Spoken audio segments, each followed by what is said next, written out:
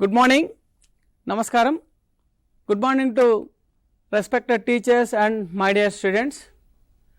Today I am warmly welcoming all of you, those who are watching the TSAT program. This is a special program conducted by SCRT and Telangana Education Department. ఈరోజు ఈ కార్యక్రమం 10వ తరగతి విద్యార్థులకి రాబోయేటువంటి మార్చిలో జరగబోయేటువంటి పరీక్షల్లో సన్నద్ధత గురించి, విద్యార్థులకు ఉండేటువంటి సందేహాల యొక్క నివృత్తి గురించి, అదేవిధంగా క్వశ్చన్ పేపర్ ప్యాటర్న్ గురించి, how to answer the questions and what is the presentation, in what way they have to present, ఏ విధంగా ప్రజెంట్ చేసినట్టయితే వాళ్ళు ప్రజెంట్ చేసినటువంటి కరెక్ట్ ఆన్సర్స్ కూడా మంచి మార్కులు ఎలా పొందుతారు, మరి పిల్లలందరికీ కూడా పరీక్షలు అంటే భయం లేకుండా మరి చక్కగా ఒక కాన్ఫిడెన్స్ తోటి పరీక్షలకు వెళ్ళడానికి మన రాష్ట్ర ప్రభుత్వం విద్యాశాఖ SCRT కలిపి మరి కార్యక్రమాన్ని ఏర్పాటు చేయడం జరిగింది. మరి ఈ కార్యక్రమాన్ని వీక్షించేటువంటి వాళ్ళందరికీ కూడా మరి స్వాగతం, సుస్వాగతం. అందరికీ కూడా ఒక ముఖ్యమైనటువంటి గమనిక ఏంటంటే ఈ కార్యక్రమం దాదాపు గంటన్నర సేపు ఉంటుంది, 11 గంటల వరకు ఉంటుంది. లాస్ట్ 15 minutes ఫోన్ కాల్స్ మాట్లాడేది ఉంటుంది. ఆ ఫోన్ కాల్స్ మనకి స్క్రాలింగ్ అయ్యేటువంటి నంబర్స్కి కాల్ చేసినట్టయితే మరి మీకు ఉన్నటువంటి సందేహాలని నివృత్తి చేసుకోవచ్చు. Today I want to introduce my friends and teachers and faculty. Shri CV Harikrishna గారు SCRTలో ఫ్యాకల్టీగా వర్క్ చేస్తున్నారు, ఫిజికల్ సైన్స్ డిపార్ట్మెంట్. అదేవిధంగా ఇంకొక మిత్రులు subject expert T Ajay Singh గారు, వారు ఉప్పల్ జిల్లా పరిషత్ హై స్కూల్లో పనిచేస్తున్నారు. అదేవిధంగా ఇంకొక ఫ్యాకల్టీ సబ్జెక్ట్ ఎక్స్పర్ట్ గారు మరి శ్రీ భాస్కర్ దేశ్ గారు, వీరు మరి ఇస్నాపూర్ జిల్లా పరిషత్ హై స్కూల్ ఇస్నాపూర్లో వర్క్ చేస్తూ ఉన్నారు. మరి ఈరోజు కార్యక్రమంలో ముఖ్యంగా ప్రతి విద్యార్థులకి కూడా, ఉపాధ్యాయులకు కానీ విద్యార్థులకు కావచ్చు, 10వ తరగతికి పరీక్షలు అనగానే ఫిజికల్ సైన్స్ అనేటువంటిది మరి పరీక్ష ఎలా రాయాలి, మరి ఆ పరీక్ష అనేటువంటిది గంటన్నర సేపు మాత్రమే నిర్వహించబడుతుంది. ఆ గంటన్నర సేపు ఉన్నటువంటి సమయంలో ఏ విధమైనటువంటి ప్లానింగ్తో వెళ్తే మనకి ఎగ్జామ్లో మంచి మార్కులు సాధించవచ్చు, అసలు మొట్టమొదటిగా ప్రశ్నాపత్ర విధానం ఏ విధంగా ఉంటుంది, విద్యార్థులకు చాలా డౌట్స్ ఉంటాయి.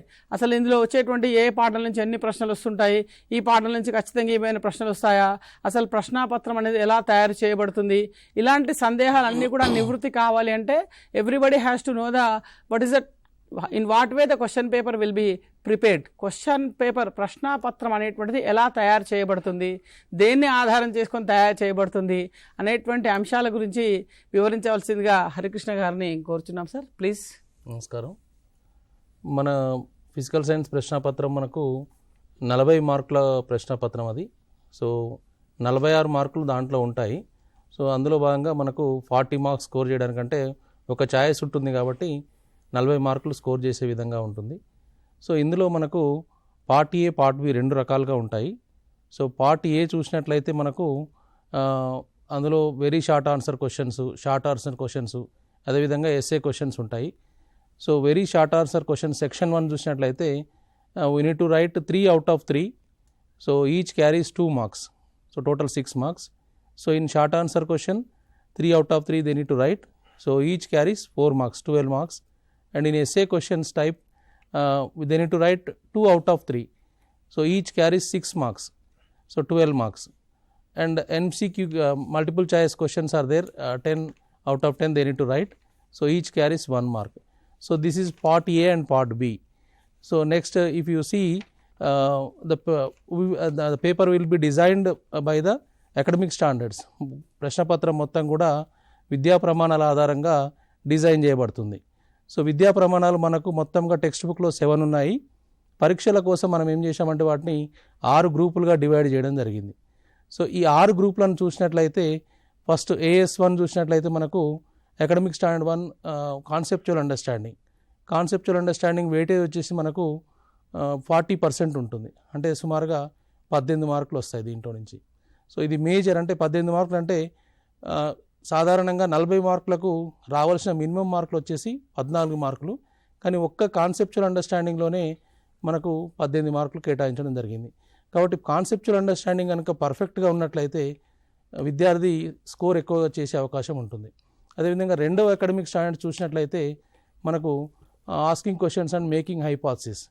So asking questions and making hypothesis సంబంధించి చూసినట్లయితే 5%. సో 2 మార్కులు దీంట్లో నుంచి ఇవ్వడం జరుగుతుంది.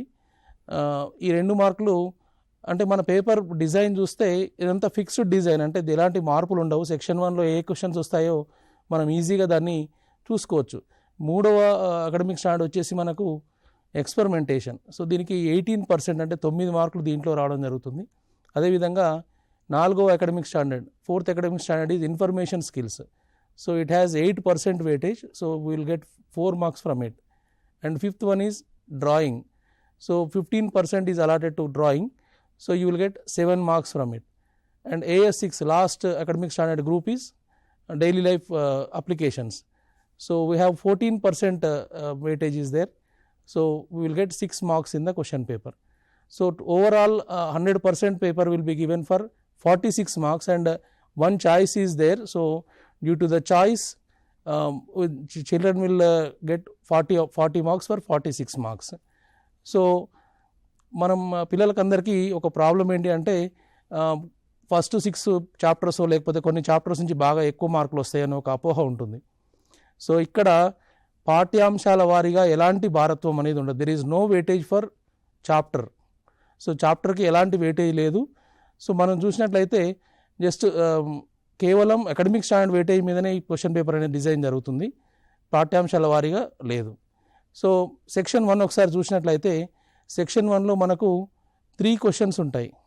సో 3 క్వశ్చన్స్ వస్తాయి. 3 క్వశ్చన్స్ని ఆన్సర్ చేయాల్సి ఉంటుంది. సో ఇక్కడ మీరు గమనిస్తున్నారు సెక్షన్ 1కి సంబంధించి వెరీ షార్ట్ ఆన్సర్స్. సో ఇందులో మనకు ఫిక్స్డ్ మోడల్, అంటే ఇందులో వచ్చే అకాడమిక్ స్టాండర్డ్స్ మనం ఒకసారి గమనించినట్లయితే AS2 మేకింగ్ హైపోథసిస్ అనేది ఇందులోనే వస్తుంది, ఎందుకంటే దీని వెయిటేజ్ వచ్చి 2 మార్కులు కాబట్టి. సో AS2 నుంచి తప్పనిసరిగా ప్రశ్న వస్తుంది. అదేవిధంగా AS3, సో AS3 నుంచి ఒక షార్ట్ ఆన్సర్ వస్తుంది. అదేవిధంగా AS6 నుంచి ఒక షార్ట్ ఆన్సర్ వస్తుంది. అంటే మన ప్రశ్నపత్రం ప్రశ్నలు అంటే ఒక మోడల్ మారిన తర్వాత గతంలో 17 క్వశ్చన్స్ మోడల్ ఉండేది. ఇప్పుడు మనం 9 క్వశ్చన్స్ మోడల్ వచ్చిన తర్వాత ఏ సెక్షన్లో ఏ అకాడమిక్ స్టాండర్డ్స్ వస్తాయనే ఒక ఫిక్స్డ్ మోడల్గా మారిపోయింది. కాబట్టి మనకు AS2, AS3 అండ్ AS6 ఇది తప్పనిసరిగా, అంటే 1వ నెంబర్ AS2 ఉండాలని ఏం లేదు, అది ఎక్కడైనా రావచ్చు. ముందు ఫస్ట్ క్వశ్చన్ AS3 రావచ్చు, లేదా ఫస్ట్ క్వశ్చన్ AS6 రావచ్చు, లాస్ట్ క్వశ్చన్గా AS2 రావచ్చు. ఇప్పుడు ఈ AS2, AS6 అనేది 1, 2, 3లో ఏదైనా ఒక ఆర్డర్లో ఉండొచ్చు. ఇందులో వచ్చే అవకాశం మాత్రం వీటికి ఉంది. ఇట్లా మనం రాసిన స్పెసిఫిక్ ఆర్డర్లో రావాలని ఏం లేదు. So depending on the preparation of the question paper they will come. Okay, second section చూసినట్లయితే, 2వ సెక్షన్ చూసినట్లయితే మనకి ఇక్కడ షార్ట్ ఆన్సర్ క్వశ్చన్స్ ఉన్నాయి. ఈ షార్ట్ ఆన్సర్ క్వశ్చన్స్ కూడా ఇది కూడా ఫిక్స్డ్ మోడలే, అంటే ఏ అకాడమిక్ స్టాండర్డ్ నుంచి వస్తాయి అనేది మనకు ఫిక్స్గా డిసైడ్ అయిపోయింది. కాబట్టి ఇందులో ఒకటి AS1 వస్తుంది, అదేవిధంగా AS4 వస్తుంది, AS6 వస్తుంది. సో AS1 అంటే కాన్సెప్చువల్ అండర్స్టాండింగ్, AS4 అంటే ఇన్ఫర్మేషన్ స్కిల్స్, AS6 అంటే applications to daily life. So ఇది అంటే ఈ సెక్షన్ 2కి సంబంధించి 4 మార్కుల ప్రశ్న కాబట్టి దీన్ని 5 నుంచి 6 వాక్యాల్లో రాయాల్సి ఉంటుంది. సో ఇంకా థర్డ్ సెక్షన్ మనం చూద్దాం. థర్డ్ సెక్షన్ చూసినట్లయితే ఇది కూడా ఫిక్స్డ్ మోడలే, కాకపోతే దీంట్లో ఇచ్చిన 3 ప్రశ్నల్లో they need to write 2 questions, 2 answers. So రెండింటికి సమాధానం రాయాలి. ఇందులో ఎలాంటి అకాడమిక్ స్టాండర్డ్స్ వస్తాయో చూద్దాం మనం. So AS1, AS3, AS5. So ఈ 3 అకాడమిక్ స్టాండర్డ్ సంబంధించి 2 ప్రశ్నలు తప్పనిసరిగా చేయాల్సి ఉంటుంది. కాబట్టి ప్రతిదానికి 6 మార్కులు ఉంటాయి. దీన్ని 9 నుండి 10 సెంటెన్స్లో రాయాల్సి ఉంటుంది.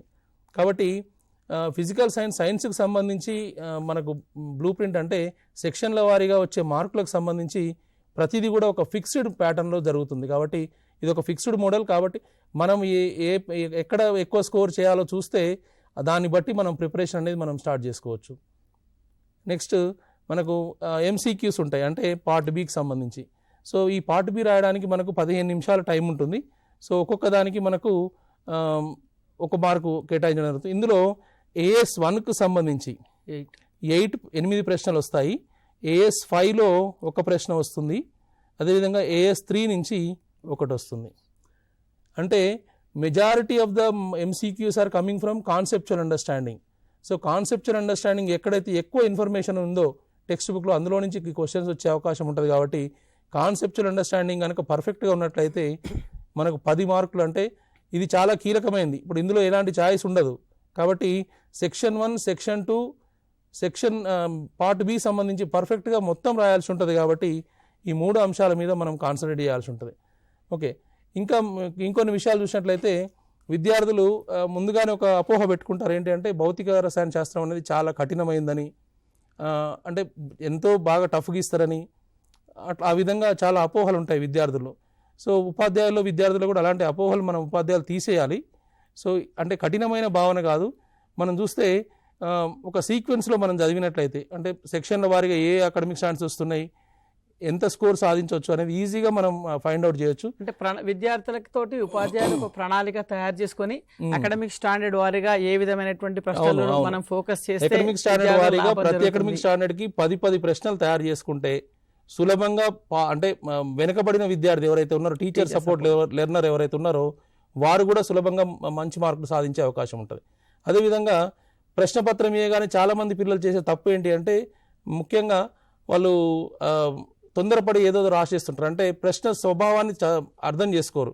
సో కాబట్టి ప్రశ్న ఎట్లా అడిగారు, సరళి ఏంటి, దాన్ని ఏ విధంగా చూడాలి అనేది ప్రశ్న సరళి చాలా ముఖ్యం. అంటే దాంట్లో ఏదో ట్విస్ట్ ఉండొచ్చు. సో దాన్ని కాబట్టి చాలామంది బిట్ పేపర్స్ పార్ట్ బి సందర్భంగా చాలా చూస్తుంటాం. నాట్ అని ఉంటుంది దాంట్లో, కానీ నాట్ అనేది విద్యార్థి కనపడదు. ఎందుకంటే తొందరపాటులో లేదా టెన్షన్లో ఉన్నప్పుడు ఆ ప్రశ్నను సరిగా చదవకపోతే which of the following is not అని ఉంటుంది.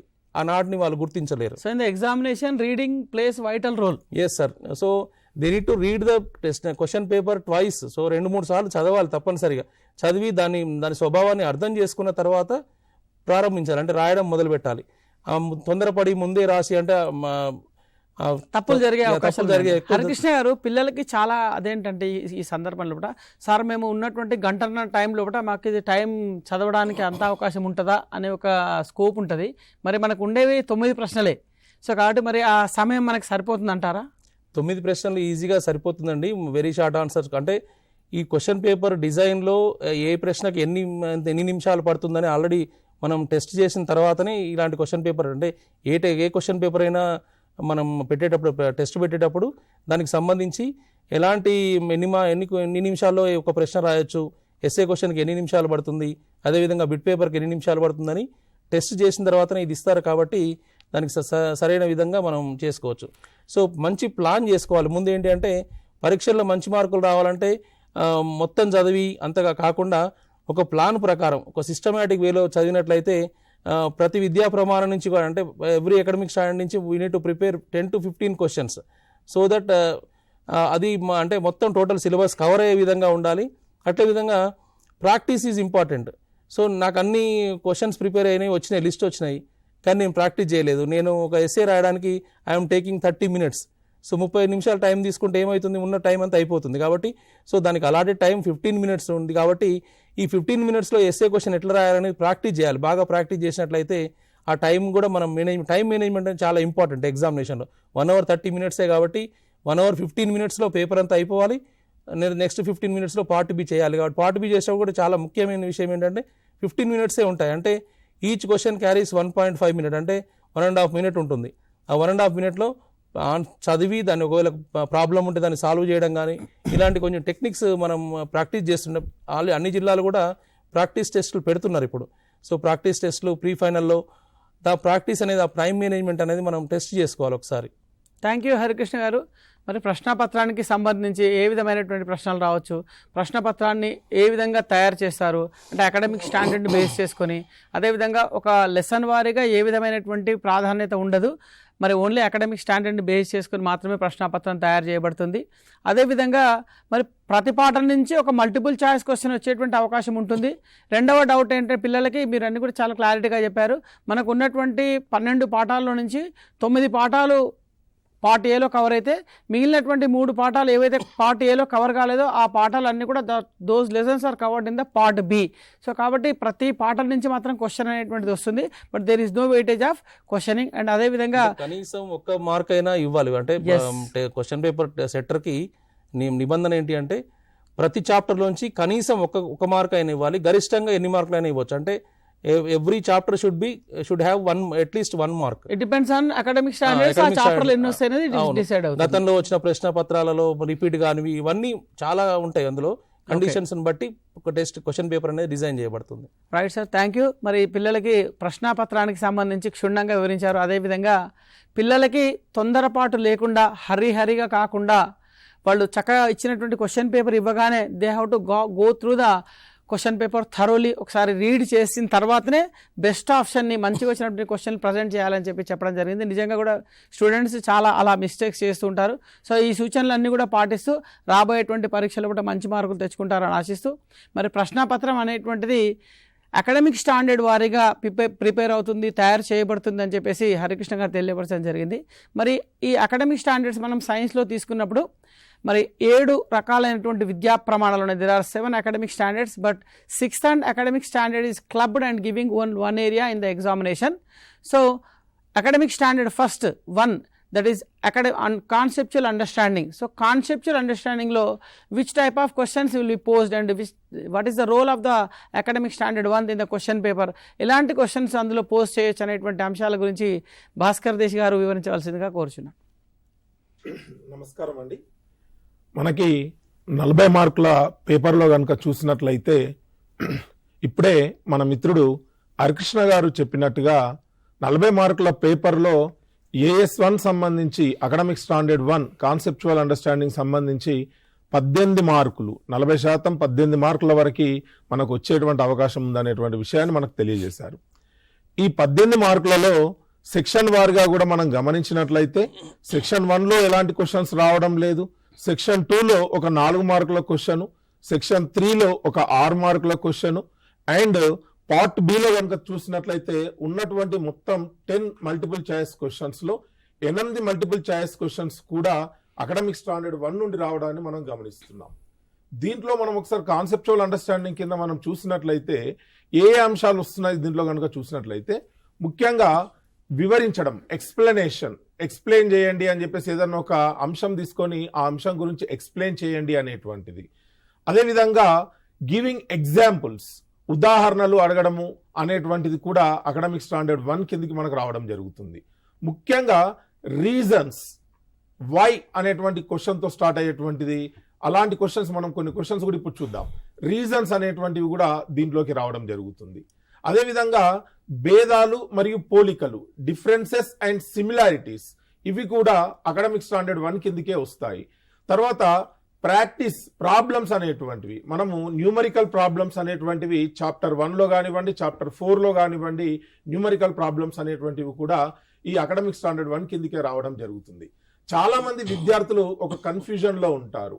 కొన్ని సందర్భాలలో వాళ్లకు పరీక్షల్లో ఎక్కడైనా నిర్వచనాలు, ఎక్కడైనా ప్రైవేట్ మెటీరియల్ కనుక మీరు చదువుతున్నట్లయితే దాన్ని నిర్వచించండి, define so and so, what is అనేటువంటి ఇలాంటి క్వశ్చన్స్ మన క్వశ్చన్ పేపర్లో వచ్చేటువంటి అవకాశం అనేటువంటిది లేదు. నిర్వచనాలు కానీ, యూనిట్స్ అనేటువంటిది కానీ, తర్వాత మనకి వాట్ ఈజ్ అంటే అనగానేమి అనేటువంటి క్వశ్చన్స్ అనేటువంటివి AS1లో అకాడమిక్ స్టాండర్డ్ 1లో రావడం అనేటువంటిది జరగదు. ఇది ముఖ్యంగా విద్యార్థులు అనేటువంటిది గుర్తుపెట్టుకోవాలి. తర్వాత మనకి ఎప్పుడైనా మనం ప్రిపేర్ అయ్యేటప్పుడు, విద్యార్థులను ప్రిపేర్ అయ్యేటప్పుడు కూడా మొత్తం ప్రిపేర్ అయ్యేటప్పుడు చాప్టర్ వైజ్ ప్రిపేర్ కాకుండా అకాడమిక్ స్టాండర్డ్ వైజ్ ప్రిపేర్ అవ్వడం అనేటువంటిది ఎంతో ఉత్తమమైనటువంటి విషయం.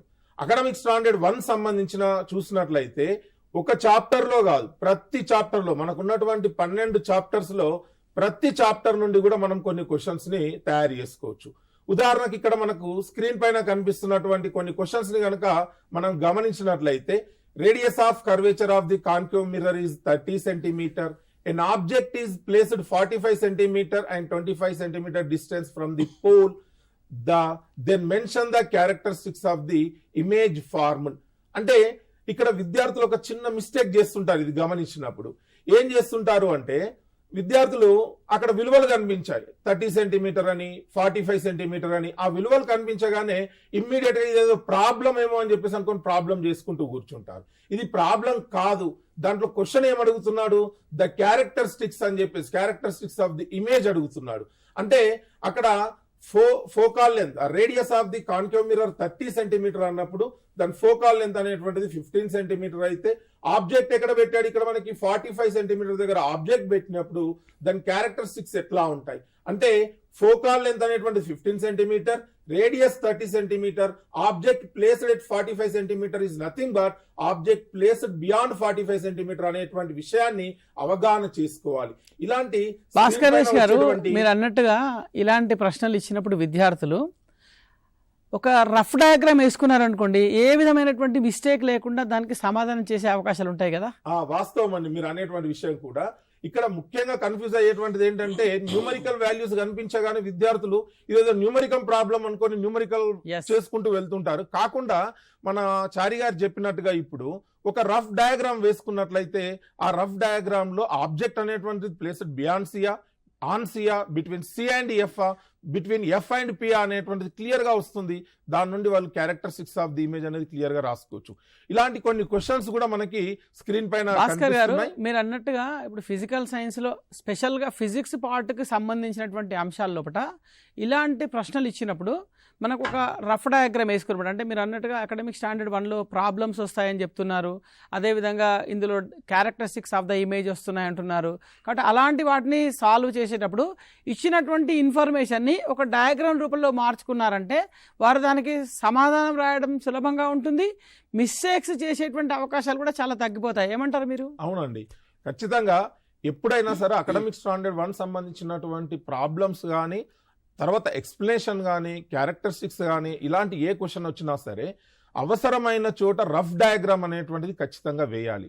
కేవలం విద్యార్థులు ఏమనుకుంటారంటే explain the formation of boron trifluoride molecule according to valency bond theory అని ఒక క్వశ్చన్ ఉంది అనుకోండి, కేవలం ఎక్స్ప్లెనేషన్ రాస్తే సరిపోతుంది అనుకుంటారు, కానీ అది తప్పు.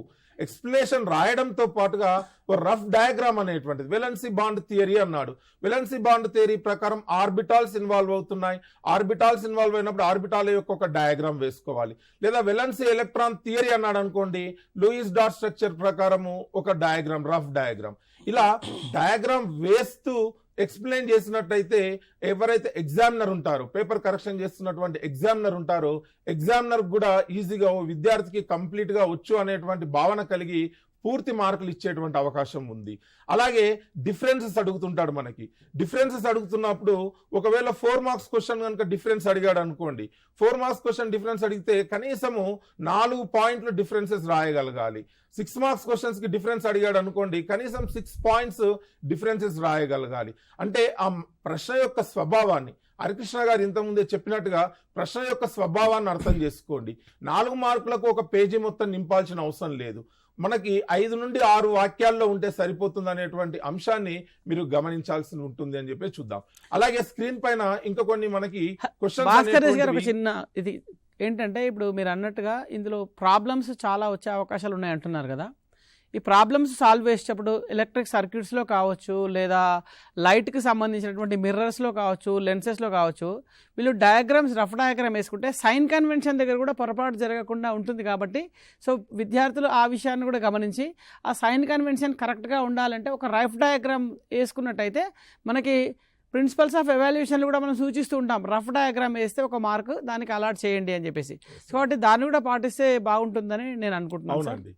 ఎస్పెషల్ గా సర్క్యూట్ డయాగ్రామ్స్ వేసినప్పుడు సర్క్యూట్ డయాగ్రామ్స్ లో ఫలిత విద్యుత్ని, రిజల్టెంట్ ఎలక్ట్రిక్ కరెంట్ కానీ, రిజల్టెంట్ రెసిస్టెన్స్ ని కానీ కనుక్కునేటువంటి ప్రాబ్లమ్స్ మనకు వచ్చేటువంటి అవకాశం ఉంది. వాటిని కనుగొనేటువంటి సమయంలో ఇక్కడ మనకు ముఖ్యమైనటువంటిది కరెంట్ యొక్క దిశ. ఆ కరెంట్ యొక్క దిశను బేస్ చేసుకునే కిర్చాఫ్ ఫస్ట్ లా కానీ, కిర్చాఫ్ సెకండ్ లా కానీ మనం అప్లై చేయడానికి వీలుంటుంది. అందుకని మన చారి గారు చెప్తున్నట్లుగా పదే పదే బాగా గుర్తు చేస్తున్నారు. దాని ప్రకారం ఒక AS1 సంబంధించినటువంటి ప్రాబ్లమ్స్, మనకు వచ్చేటువంటి ప్రాబ్లమ్స్ అనేటువంటివి ముఖ్యంగా మొదటి చాప్టర్లో, 4వ చాప్టర్లో అండ్ 5వ చాప్టర్లో, తర్వాత 9వ చాప్టర్లో, 10వ చాప్టర్లో, వీటిలో నుండి ఎక్కువగా మనకు ప్రాబ్లమ్స్ వచ్చేటువంటి అవకాశం ఉంది. కాబట్టి ప్రాబ్లమ్స్ అనేటువంటి ప్రాబ్లమ్ సాల్వింగ్ 4 మార్క్స్ లో కానీ 6 మార్క్స్ లో కానీ ఎక్కడైనా రావచ్చు.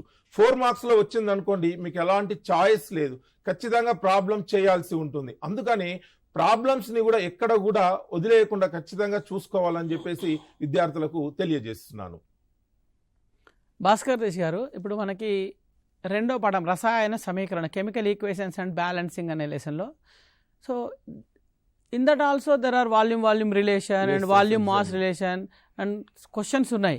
సో వాటికి సంబంధించినటువంటి వాటిలో పిల్లలు ఆ ప్రాబ్లమ్ సాల్వ్ చేయాలంటే ఏ విధమైనటువంటి జాగ్రత్తలు వాళ్ళు తీసుకుంటే ఈజీగా సాల్వ్ చేయగలరు? మీరు ఏం సూచిస్తారు విద్యార్థులకి? కెమికల్ ఈక్వేషన్స్ లో మనకి మాస్ వాల్యూమ్స్ సంబంధించినటువంటి ప్రశ్నలు, మాస్ వాల్యూమ్ సంబంధించినటువంటి ప్రశ్నలు, mass and number of atoms, volume and number of atoms అనేటువంటి సంబంధించినటువంటి ప్రశ్నలు మనం ముఖ్యంగా చూస్తూ ఉంటాం. ఇది 4 మార్కుల ప్రశ్న కాబట్టి ఎప్పుడు ఇచ్చినా కానీ మనకి అన్బ్యాలెన్స్డ్, మనకి స్కెల్టన్ ఈక్వేషన్ అనేటువంటిది ఇవ్వడం జరుగుతుంది. కనీసం ముందుగా మనము ఈక్వేషన్ ని బ్యాలెన్స్ చేసినట్లయితే, ప్రిన్సిపల్స్ ఆఫ్ ఎవాల్యూషన్ లో కనుక మనం గమనించినట్లయితే, ప్రిన్సిపల్స్ ఆఫ్ ఎవాల్యూషన్ లో ఈక్వేషన్ బ్యాలెన్స్ చేసిన దానికి కూడా 1 మార్క్ కేటాయించడము లేకపోతే హాఫ్ మార్క్ కేటాయించడం అనేటువంటిదో జరుగుతూ ఉంటుంది. కాబట్టి ఆ బ్యాలెన్సింగ్ ఆఫ్ కెమికల్ ఈక్వేషన్ అనేటువంటి దాన్ని ముందుగా చేసుకున్న తర్వాత వాటి యొక్క కోఎఫిషియెంట్స్ ఏవైతే, వాటి యొక్క గుణకాలు ఏవైతే ఉన్నాయో వాటిని బేస్ చేసుకుని ఎన్ని మోల్స్ అనేటువంటి ఇన్వాల్వ్ అయినవి, తర్వాత వాటి యొక్క ద్రవ్యరాశి ఎంత లేదా మాస్ ఎంత, ఇన్వాల్వ్ అయినటువంటి క్రియాజనకాల మాస్ ఎంత, క్రియాజన్యాల మాస్ ఎంత అనేటువంటిది క్యాలిక్యులేట్ చేసి వాటి యొక్క వాల్యూమ్ అనేటువంటిది క్యాలిక్యులేట్ చేయడం కానీ, లేదా number of atoms, Avogadro number ప్రకారం నెంబర్ ఆఫ్ ఆటమ్స్ క్యాలిక్యులేట్ చేయడం అనేటువంటిది జాగ్రత్తగా చూసుకోవాల్సినటువంటి అవసరం ఉంటుంది. ఇప్పుడు స్క్రీన్ పైన గమనిస్తున్నటువంటి ఒక ఈక్వేషన్ మీరు అబ్జర్వ్ చేస్తే Mg+O2 gives rise to 2MgO అనేటువంటి ఒక ఈక్వేషన్ ఇవ్వబడింది. ముందుగా అక్కడ ఈక్వేషన్ ని బ్యాలెన్స్ చేశారు. బ్యాలెన్స్ చేసిన తర్వాత 2Mg+O2 2MgO అని వచ్చిన తర్వాత వాటి యొక్క ద్రవ్యరాశులను కనుక చూసినట్లయితే ఇక్కడ మోల్స్ పరంగా చూస్తే 2 మోల్ల మెగ్నీషియం, 1 మోల్ ఆక్సిజన్, 2 మోల్ల మెగ్నీషియం ఆక్సైడ్ గా ఉంది మనకి. అంటే ఇక్కడ ఇచ్చినటువంటి ప్రాబ్లంలో 48 గ్రాముల మెగ్నీషియం అనేటువంటిది, 32 గ్రాముల ఆక్సిజన్, 80 గ్రాముల మెగ్నీషియం ఆక్సైడ్ వెలువడినట్టుగా క్రియాజన్యాల్లో వెలువడినట్టుగా మనం గమనించవచ్చు. దీన్ని బేస్ చేసుకొని 48 గ్రాముల మెగ్నీషియం తీసుకుంటే 80 గ్రాముల మెగ్నీషియం ఆక్సైడ్ వచ్చింది. ఒకవేళ 96 గ్రాముల మెగ్నీషియం తీసుకుంటే ఎన్ని గ్రాముల మెగ్నీషియం ఆక్సైడ్ వస్తుంది? ఇలాంటి క్వశ్చన్స్ మనకు వచ్చేటువంటి అవకాశం కూడా ఉంది. ఇవి వచ్చినప్పుడు కూడా మనము ఈక్వేషన్ బ్యాలెన్స్ చేయడం అనేటువంటిది ప్రత్యేకంగా చూడాలి అనేటువంటిది విద్యార్థులకు తెలియజేస్తున్నాను. అంటే భాస్కర్ దేశ్ గారు ఇప్పుడు చూడండి, ఒక ఈక్వేషన్ చూద్దాం మనం. C+O2 gives CO2. ఇప్పుడు మనకి ఇందులో ఒక C తీసుకున్నప్పుడు నేను ఒక 12 గ్రాముల కార్బన్ తీసుకున్నాం అనుకోండి. 12 గ్రాముల కార్బన్కి ఎంత CO2 రిలీజ్ అవుతుంది అనేటువంటి క్వశ్చన్లో దీంట్లో ఎన్ని మాలిక్యూల్స్ ఉంటాయి, లేదా ఇది విడుదలైనటువంటి కార్బన్ డైఆక్సైడ్ యొక్క వాల్యూమ్ ఎంత, ఇలాంటి క్వశ్చన్స్ పోజ్ చేసే అవకాశాలు ఉన్నాయంటారా? ఖచ్చితంగా ఉంటాయండి. ఎందుకు అని చెప్పేసి అంటే ఇక్కడ ఈక్వేషన్ పైన బేస్ చేసుకొని మనం ముందే చెప్పుకున్నాం, మాస్ సంబంధించి అంటే 12 గ్రాముల కార్బన్ మండించినప్పుడు ఎన్ని గ్రాముల కార్బన్ డైఆక్సైడ్ విడుదలవుతుంది. ఇది మాస్ రిలేషన్ సంబంధించిన క్వశ్చన్.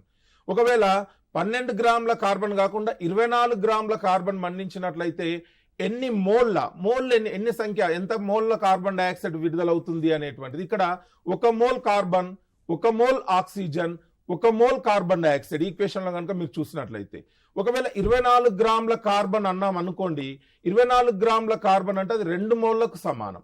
2 మోల్లకు సమానం కాబట్టి 2 మోల్ల కార్బన్ డైఆక్సైడ్ అనేటువంటిది విడుదలవుతుంది.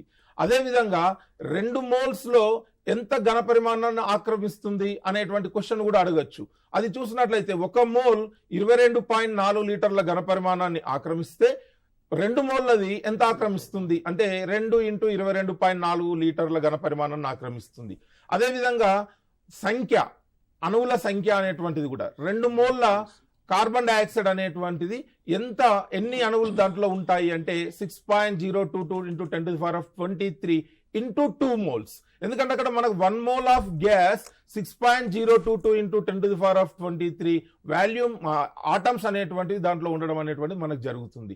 2 మోల్స్ అంటే ఒక్కటే క్వశ్చన్ మీరు ఇక్కడ అబ్జర్వ్ చేయాల్సింది, మాస్ రిలేషన్ కనుక మనం చూసినట్లయితే దాన్ని బేస్ చేసుకొని మాస్ వాల్యూమ్ చేయొచ్చు, mass and number of atoms అనేటువంటిది చేయొచ్చు అనేటువంటిది విద్యార్థులు స్పష్టంగా గుర్తుపెట్టుకోవాలి. భాస్కర్ దేశ్ గారు మీరు అన్నట్టుగా అంటే ఒక బ్యాలెన్సింగ్ ఈక్వేషన్ కి సంబంధించిన ఆన్సర్ ని if they want to answer means first they have to write the balanced chemical equation. Yes, exactly. Then they have to go for whether the question is posing based on volume relation or volume mole relation or otherwise volume and number of atoms relation. Yes, exactly. These relations they have to know. Yes. So they have to particularly, first of all, whatever it may be the question, they have to write the balanced chemical equation. Then they and able their to. masses are moles, number Okay, of moles. okay. Have to identify the number of moles. So thank you very much అండి.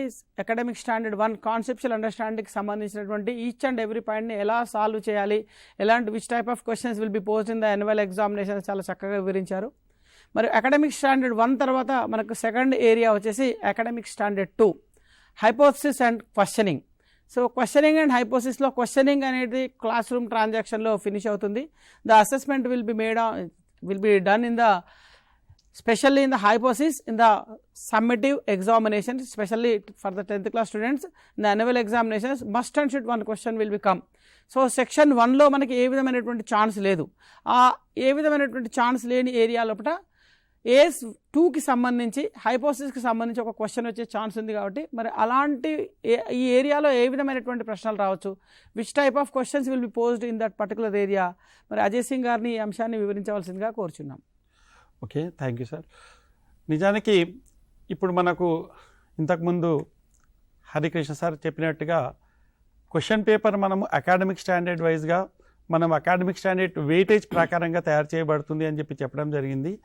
ఇందులో మనము ఈ సామర్థ్యాల వారీగా చూసినట్టయితే academic standard 2కి మనకు 5% weightage ఇవ్వడం జరిగింది. సో ఇక్కడ ఏంటంటే మనకు సెక్షన్ 1లో ఖచ్చితంగా 1వ ప్రశ్న కానీ లేదా 2వ ప్రశ్న కానీ లేదా 3వ ప్రశ్న కానీ ఈ హైపోథెటికల్ క్వశ్చన్స్ అడిగేటువంటి అవకాశం ఉంది. సెక్షన్ 2లో కానీ సెక్షన్ 3లో కానీ ఈ క్వశ్చన్ రాదు.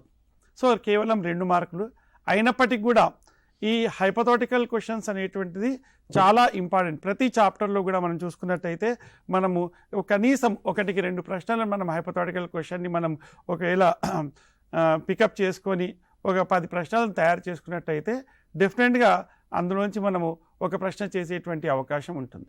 సో మనము 10th క్లాస్లో మనకు వచ్చేటువంటి పాస్ మార్క్స్ కానివ్వండి లేదా కొద్దిగా 20 మార్కుల కంటే ఎక్కువ వచ్చేటువంటి విధంగా మనము వేరే అకాడమిక్ స్టాండర్డ్ ప్లాన్ చేసుకున్నప్పటికీ కూడా మనమైతే బెస్ట్ పెర్ఫార్మర్స్ ఎవరైతే అనుకుంటారో వాళ్ళు డెఫినెట్గా మనం 35 నుంచి 40 మార్కులు కావాలి అన్నప్పుడు ఈ హైపోథెటికల్ క్వశ్చన్స్ని పార్ట్ బిని కూడా మనం బేస్ చేసుకోవాల్సి ఉంటుంది. సో ముఖ్యంగా హైపోథెటికల్ క్వశ్చన్స్ మనం ఎలా ఉంటాయంటే మనం క్వశ్చన్ మనకు పేపర్లో వచ్చినప్పుడు ఫస్ట్ దాన్ని మనం అర్థం చేసుకోవాలి. క్వశ్చన్ని మనం కరెక్ట్గా అర్థం చేసుకొని దాని యొక్క బ్యాక్గ్రౌండ్ ఏంటి, ఏ కారణం చేత మనకు ఆ క్వశ్చన్ మనం ఇవ్వడం జరిగింది. హైపోథెసిస్ లేకపోతే మనకు ఇన్వెన్షన్ అనేటువంటిది జరగదు. హైపోథెసిస్ లేకపోతే మనకు application to the daily life అనేటువంటిది జరగదు. కాబట్టి ఇప్పుడు ఉండేటువంటి శాస్త్ర పరిజ్ఞానము, శాస్త్ర సాంకేతిక, సైన్స్ అండ్ టెక్నాలజీ అండ్ ఈ రోజునటువంటి కంఫర్ట్స్ అన్నీ కూడా ఈ హైపోథెటికల్ బేస్ మీదనే మనము ప్రిడిక్ట్ చేసుకొని మనం సాధించుకోవడం జరిగింది. కాబట్టి ఇవి మన నిత్య జీవిత యొక్క ఉపయోగాలతో ముడిపడి ఉంటాయి. అలాగే మనం రాబోయేటువంటి ఇన్వెన్షన్స్కి కూడా మనకు దోహదపడుతుంటాయి.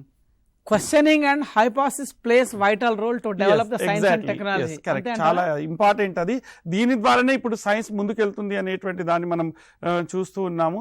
ముఖ్యంగా చూసుకున్నట్టయితే మనము చాప్టర్ వారీగా కూడా మనం దీన్ని అనాలిసిస్ చేసుకునేటువంటి అవకాశం ఉంటుంది. Reflection of light in curved surfaces అనేటువంటి మనం చూసుకున్నట్టయితే ఇందులో మనము మిర్రర్స్ గురించి డిస్కస్ చేస్తాం. సో మిర్రర్స్ వచ్చినప్పుడు మనము ముఖ్యంగా మనము కాన్వెక్స్ మిర్రర్ని మనం రేర్ వ్యూ మిర్రర్గా వాడతాం. So the question, why do we use what would happen if concave lens mirror is used as a rear view mirror? అంటే కుంభాకార కటక దర్పణానికి బదులుగా పుటాకార దర్పణాన్ని ఒక రేర్ వ్యూ మిర్రర్గా వాడితే ఏం జరుగుతుంది? సో ఒకవేళ దీనికి మనము ప్రశ్నలను మనం ఒకవేళ దీన్ని అర్థం చేసుకుంటే మనకు ముందుగా తెలుసుకోవాల్సిన అంశం ఏంటి అని అంటే కుంభాకార దర్పణం అది ఒక it forms a virtual image and diminish image. కాబట్టి మనకి ఏంటంటే it is behind the mirror, the image is formed behind the mirror. So if it is used a concave mirror instead of convex mirror, so what will happen? యాక్చువల్గా మనకు దీంట్లో మనం అర్థం చేసుకోవాల్సింది ఏంటంటే కాన్కేవ్ మిర్రర్లో మనకు ఇమేజ్ అనేటువంటిది యాక్చువల్గా మనకు స్క్రీన్ ఇమేజ్ అంటే మనం తెరపై పట్టగలుగుతాం, కానీ కాన్వెక్స్ మిర్రర్లో ఉన్నటువంటి ఇమేజ్ మనం పట్టలేము. కాబట్టి మనకు అక్కడ దర్పణాల్లో మనకు పుటాకార దర్పణాన్ని ఒకవేళ యూజ్ చేసినట్టయితే డెఫినెట్గా మనం దాన్ని ఇమేజ్ మనం చూడలేము. సో ఇటువంటి కాన్సిక్వెన్సెస్ మనం రాయాల్సి మీరు అన్నట్టుగా కాన్వెక్స్ మిర్రర్ యూజ్ చేసినప్పుడు it always forms diminished and virtual image whatever may be the position of the object if object is placed in front of the mirror. Yes, exactly. But in case of concave mirrors, only we get the image when the object is between F and P only. F and P only. So కాబట్టి దాన్ని ఉపయోగించడం వల్ల తక్కువ ఉపయోగం ఉంటుంది. మిగతా అన్ని సందర్భాల్లో కూడా ఇమేజ్ అనేది స్క్రీన్ మీద వస్తుంది, మిర్రర్ లో ఫామ్ కాదు. కాబట్టి సో ఈ కాన్సెప్ట్ పిల్లలు రాస్తేనే మార్క్స్ పడతాయి, లేకుంటే పడవు. కరెక్ట్. ఎందుకంటే మనకు కాన్కేవ్ మిర్రర్ తీసుకున్నట్టయితే మనకు వివిధ పొజిషన్స్ లో different position will get the different images beyond centre of curvature, on C, between F and C and between P and F. So we have different images in different position, but whereas in convex mirror we'll have only a diminished virtual image formed in concave mirror, convex mirror. So జనరల్గా మనము ఒకవేళ దాన్ని replace చేసినట్టయితే ఖచ్చితంగా మనం వెనుక వచ్చేటువంటి image చూడలేం, దానికి కాన్సిక్వెన్సెస్ని కూడా మనం ఫేస్ చేయాల్సి ఉంటుంది. అలాగే మనకు మనం ఈక్వేషన్స్కి వెళ్ళినప్పుడు, కెమికల్ ఈక్వేషన్స్కి వెళ్ళినప్పుడు జనరల్గా మనం చూస్తూ ఉంటాం, if you do not balance the chemical equation what would happen. ఇప్పుడు రసాయన సమీకరణాన్ని సమతుల్యం చేయకపోతే ఏం జరుగుతుంది? So it is against the law of conservation of the mass. So మనకేంటంటే మీకు తెలుసు, we cannot create the mass and neither create nor destroy it. So it changes one form to another form అనేటువంటిది. అంటే మనం ద్రవ్యనిత్వత నియమం మనం క్లియర్గా చెప్పుకున్నాము. సో దాన్ని మనం డీవియేట్ చేసిన వాళ్ళం అవుతాం. సో మనకేంటంటే క్రియాజనకాలు క్రియాజన్యాలు అనేటువంటివి, అంటే ఎంత మనం ఒకవేళ రియాక్టెంట్స్ యొక్క రేషియో మనకు తెలియకుంటే ఎంత ప్రొడక్ట్ మనకు రావాలి అనేటువంటిది మనం ఖచ్చితంగా మనం నిర్ధారించలేము. అందుకే మనం ఏంటంటే కెమికల్ ఈక్వేషన్ని బ్యాలెన్స్ చేస్తాం. If you do not balance the chemical equations in proper ratio we do not get the proper products అని. కాబట్టి దీనికోసం మనం కెమికల్ ఈక్వేషన్స్ని మనం బ్యాలెన్స్ చేయాల్సి ఉంటుంది. సో మనకు స్క్రీన్ పైన చూస్తున్నాము, what would happen if spherical mirrors are not invented. ఒకవేళ ఇన్వెంటెడ్ చేయకపోతే ఏం జరుగుతుంటుంది? సో మనకు దీనికి ఉన్నటువంటి, అంటే దీనికి కాన్వర్స్గా మనకు మిర్రర్స్ యొక్క యూజెస్ గురించి చెప్తాం. కాన్కేవ్ కాన్వెక్స్ మిర్రర్ యొక్క ఉపయోగాలు అన్నీ కూడా మనం దాన్ని పొందలేకపోతూ ఉంటాం. మనకు అకాడమిక్ 6 అనేటువంటిది దీనికి కాన్వర్స్గా ఉంటుంది. అలాగే మనము మిర్రర్ లెన్సెస్లో తీసుకున్నట్టయితే మనము what would happen if a lens is immersed in water. What would happen if the focal length of the lens? So ఏమవుతుంది, as we know that మనకు ఎక్స్పెరిమెంట్ కూడా ఉంది, మనకు the focal length of the lens is depending upon the surrounding media అని చెప్పి మనం చెప్పుకోవడం జరిగింది. అలాగే మనము when we go for what would happen if ciliary muscles do not function properly అని అంటారు. ciliary muscles సరిగా పనిచేయకపోతే ఏం జరుగుతుంది? సో మనకు will get the accommodation problem వస్తుంది. అకామిడేషన్ అనేటువంటిది సరిగా జరగదు. సో ఫోకల్ లెంత్ అనేటువంటిది మనం అడ్జస్ట్ సరిగా చేయకపోవడం వల్ల will get the I defect, myopia కానివ్వండి, హైపర్మెట్రోపియా కానివ్వండి, లేదా ప్రెస్బియోపియా కానివ్వండి. సో ఇలాంటి ఐ డిఫెక్ట్స్కి మనకు దారితీస్తుంది. సో సిలియరీ మజిల్స్ అనేటువంటిది ఫంక్షన్ చేయకపోతే, ఒకవేళ సరిగా పనిచేయకపోతే ఏమి జరుగుతుంది అనేటువంటిది ప్రశ్న అడిగేటువంటి అవకాశం ఉంటుంది. అలాగే మనకు నిత్య జీవితంలో ఒకవేళ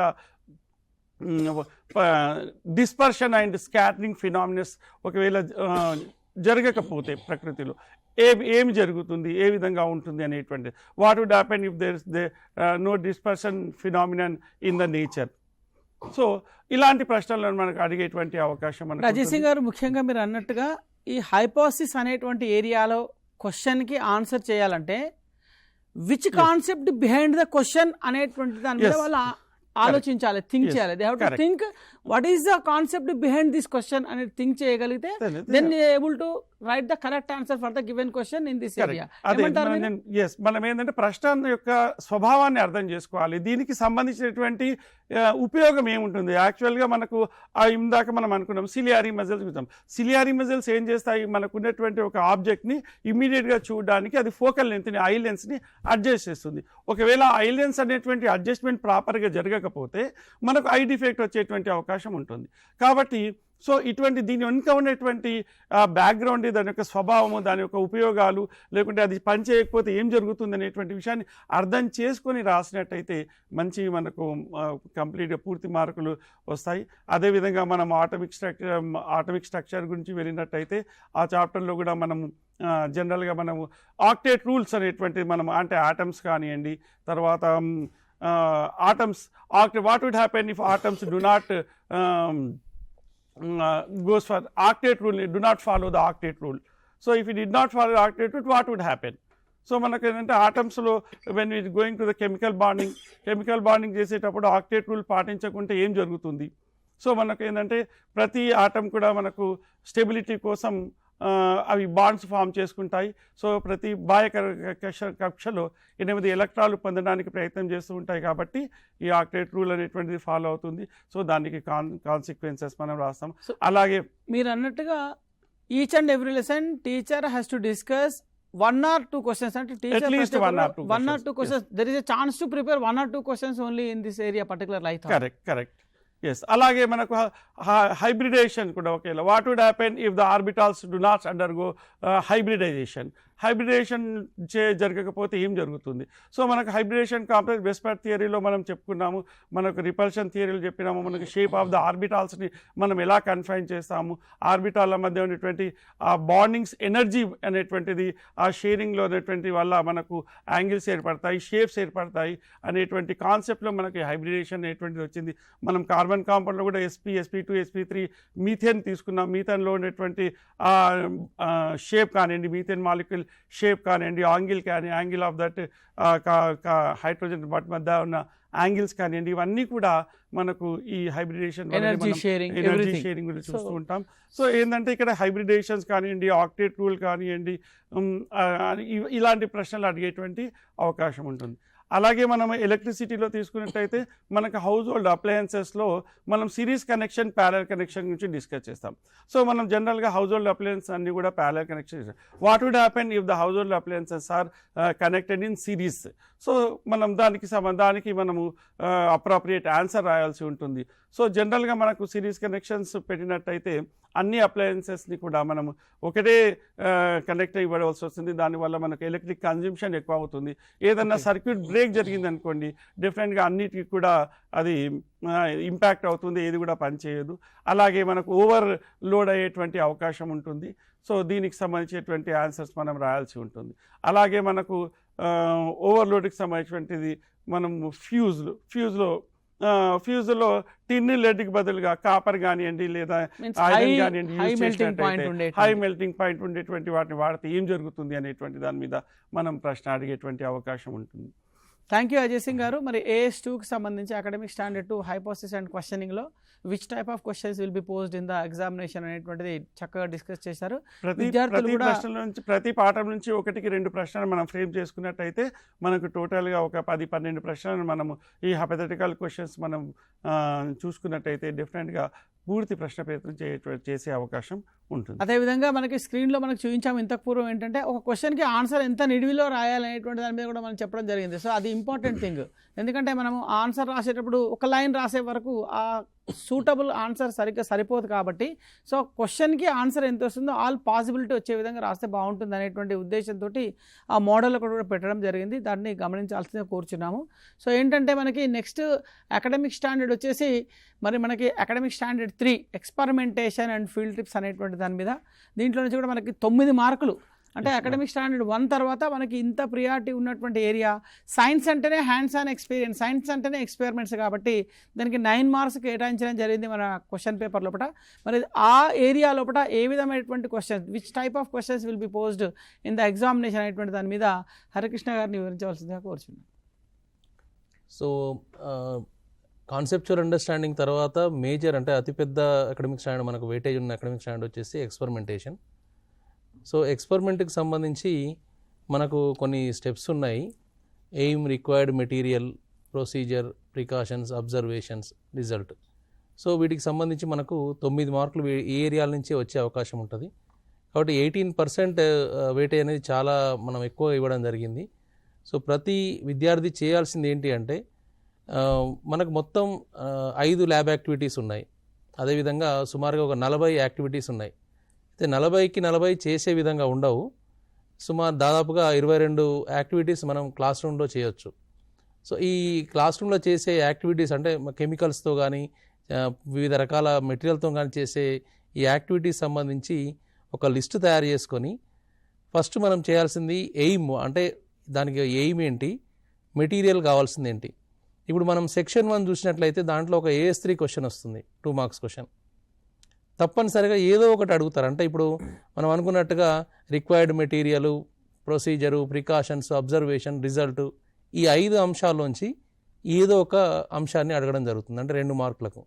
కాబట్టి ఈ ఏదైతే 25 యాక్టివిటీస్ మనం సెలెక్ట్ చేసుకున్న తర్వాత ఆ 25 యాక్టివిటీస్ని ఈ ప్రతి అంశాన్ని మనం నోట్ చేసుకోవాలి. అంటే ఈ మెటీరియల్, రిక్వైర్డ్ మెటీరియల్ ఏంటి ప్రతిదానికి, అదేవిధంగా ప్రొసీజర్ ఏంటి, ప్రికాషన్స్ ఏంటి అనేది ఒక లిస్ట్ అవుట్ చేసుకోవాలి. సో సెక్షన్ 1లో మనకు వచ్చేది ఒకటే ప్రశ్న, 2 మార్కులకు.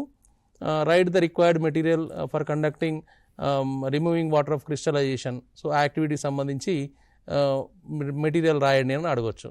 లేదా precautions, observations, write the observations regarding Ohm's law experiment. So ఇలాంటి క్వశ్చన్స్ మనకు వచ్చే అవకాశం ఉండొచ్చు. కాబట్టి ఫస్ట్ సెక్షన్లో కేవలం ఒక అంశం గురించి మాత్రమే మనకు ప్రశ్న వస్తుంది. అదేవిధంగా మనకు సెక్షన్ 3 తీసుకున్నట్లయితే మనకు ఎస్ఏ క్వశ్చన్ వస్తుంది, 6 మార్కుల ప్రశ్న వస్తుంది. కాబట్టి ఇందులో 3 లేదా 4 అంశాల గురించి అడిగే అవకాశం ఉంటుంది. కాబట్టి ఉదాహరణకు మనం చూసినట్లయితే write the required material, procedure, precautions and observations for the activity acids reacting with metals. So metals యాసిడ్స్తో రియాక్ట్ అయ్యే మనకు ఒక థర్డ్ లెసన్లో ఒక ల్యాబ్ యాక్టివిటీ ఉంది. సో దానికి సంబంధించి కావాల్సిన పదార్థాలు ఏంటి, అదేవిధంగా విధానము, ప్రికాషన్స్, అదేవిధంగా అబ్జర్వేషన్స్ అంటే పరిశీలనలు, ఇవన్నీ అంటే ఎస్ఏ క్వశ్చన్కి వచ్చేసరికి 3 లేదా 4 అంశాల మీద అడుగుతారు. అంటే దాని మార్కులు 6 కాబట్టి. అదేవిధంగా షార్ట్ ఆన్సర్ అంటే షార్ట్ ఆన్సర్లో ఫస్ట్ సెక్షన్లోకి వచ్చేసరికి కేవలం ఒకటే ప్రశ్న అంటే ఒకటే అంశం మీద అడిగే అవకాశం ఉంటుంది. కాబట్టి దీన్ని మనం చాలా క్లియర్గా దాన్ని గుర్తించాలి. ఇంకొక విషయం ఏంటి అంటే విద్యార్థులకు చాలా డౌట్స్ ఉంటాయి, అన్నిటికీ బొమ్మలు గీయాలా అని. ఇప్పుడు ప్రతిదానికి బొమ్మ గీయాల్సిన అవసరం ఉండదు. ఫర్ ఎగ్జాంపుల్ ఫోకల్ లెంత్కి సంబంధించి మనం ఒకటి క్వశ్చన్ వచ్చింది. ఫోకల్ లెంత్ అంటే కాన్కేవ్ మిర్రర్కి సంబంధించి ఫోకల్ లెంత్ ఫైండ్ అవుట్ చేయడానికి దానికి కావాల్సిన మెటీరియల్, ప్రొసీజరు, ప్రికాషన్స్ ఇవన్నీ రాయండి అంటే ప్రొసీజర్లో పార్ట్గా ఆ ఫోకల్ లెంత్ సంబంధించి ఒక రే డయాగ్రామ్ తప్పనిసరిగా రఫ్ డయాగ్రామ్ గీయాలి. అదేవిధంగా ఓమ్స్ లా ఎక్స్పెరిమెంట్ ఉంది. ఇప్పుడు ఓమ్స్ లా ఎక్స్పెరిమెంట్లో సర్క్యూట్ డయాగ్రామ్ తెలియకుండా మనం ఖచ్చితంగా ఏమీ గీయలేము. అంటే సర్క్యూట్ డయాగ్రామ్ చేయకుండా ప్రొసీజర్ రాయలేము. కాబట్టి అంటే ఇప్పుడు లెన్స్కి సంబంధించి కానీ మిర్రర్ సంబంధించి కానీ మనకు కొన్ని ల్యాబ్ యాక్టివిటీస్ ఉన్నాయి. ఇమేజ్ డిస్టెన్సెస్, ఆబ్జెక్ట్ డిస్టెన్సెస్ చేయడానికి సంబంధించి ఉన్నాయి. అందులో టేబుల్ ఉంది. సో ఈ టేబుల్ ఎక్కడ వస్తుంది అంటే ప్రొసీజర్లో వస్తుంది.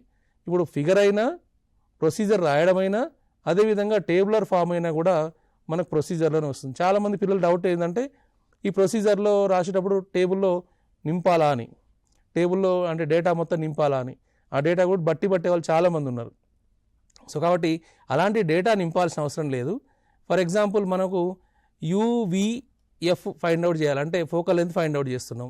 సో దానికి ఏం కావాలి, బాక్స్లో సీరియల్ నెంబర్ UVF. అదేవిధంగా కరెంటు మనం ఓమ్స్ లా ఎక్స్పెరిమెంట్ సంబంధించి ఉంది, R ఫైండ్ అవుట్ చేస్తున్నాం, రెసిస్టెన్స్ ఫైండ్ అవుట్ చేస్తున్నాం. సో ఏదైతే అవసరమైందో దానికి సంబంధించిన టేబుల్, స్కెలిటన్ టేబుల్ మాత్రం పిల్లలు వేయాల్సి ఉంటుంది.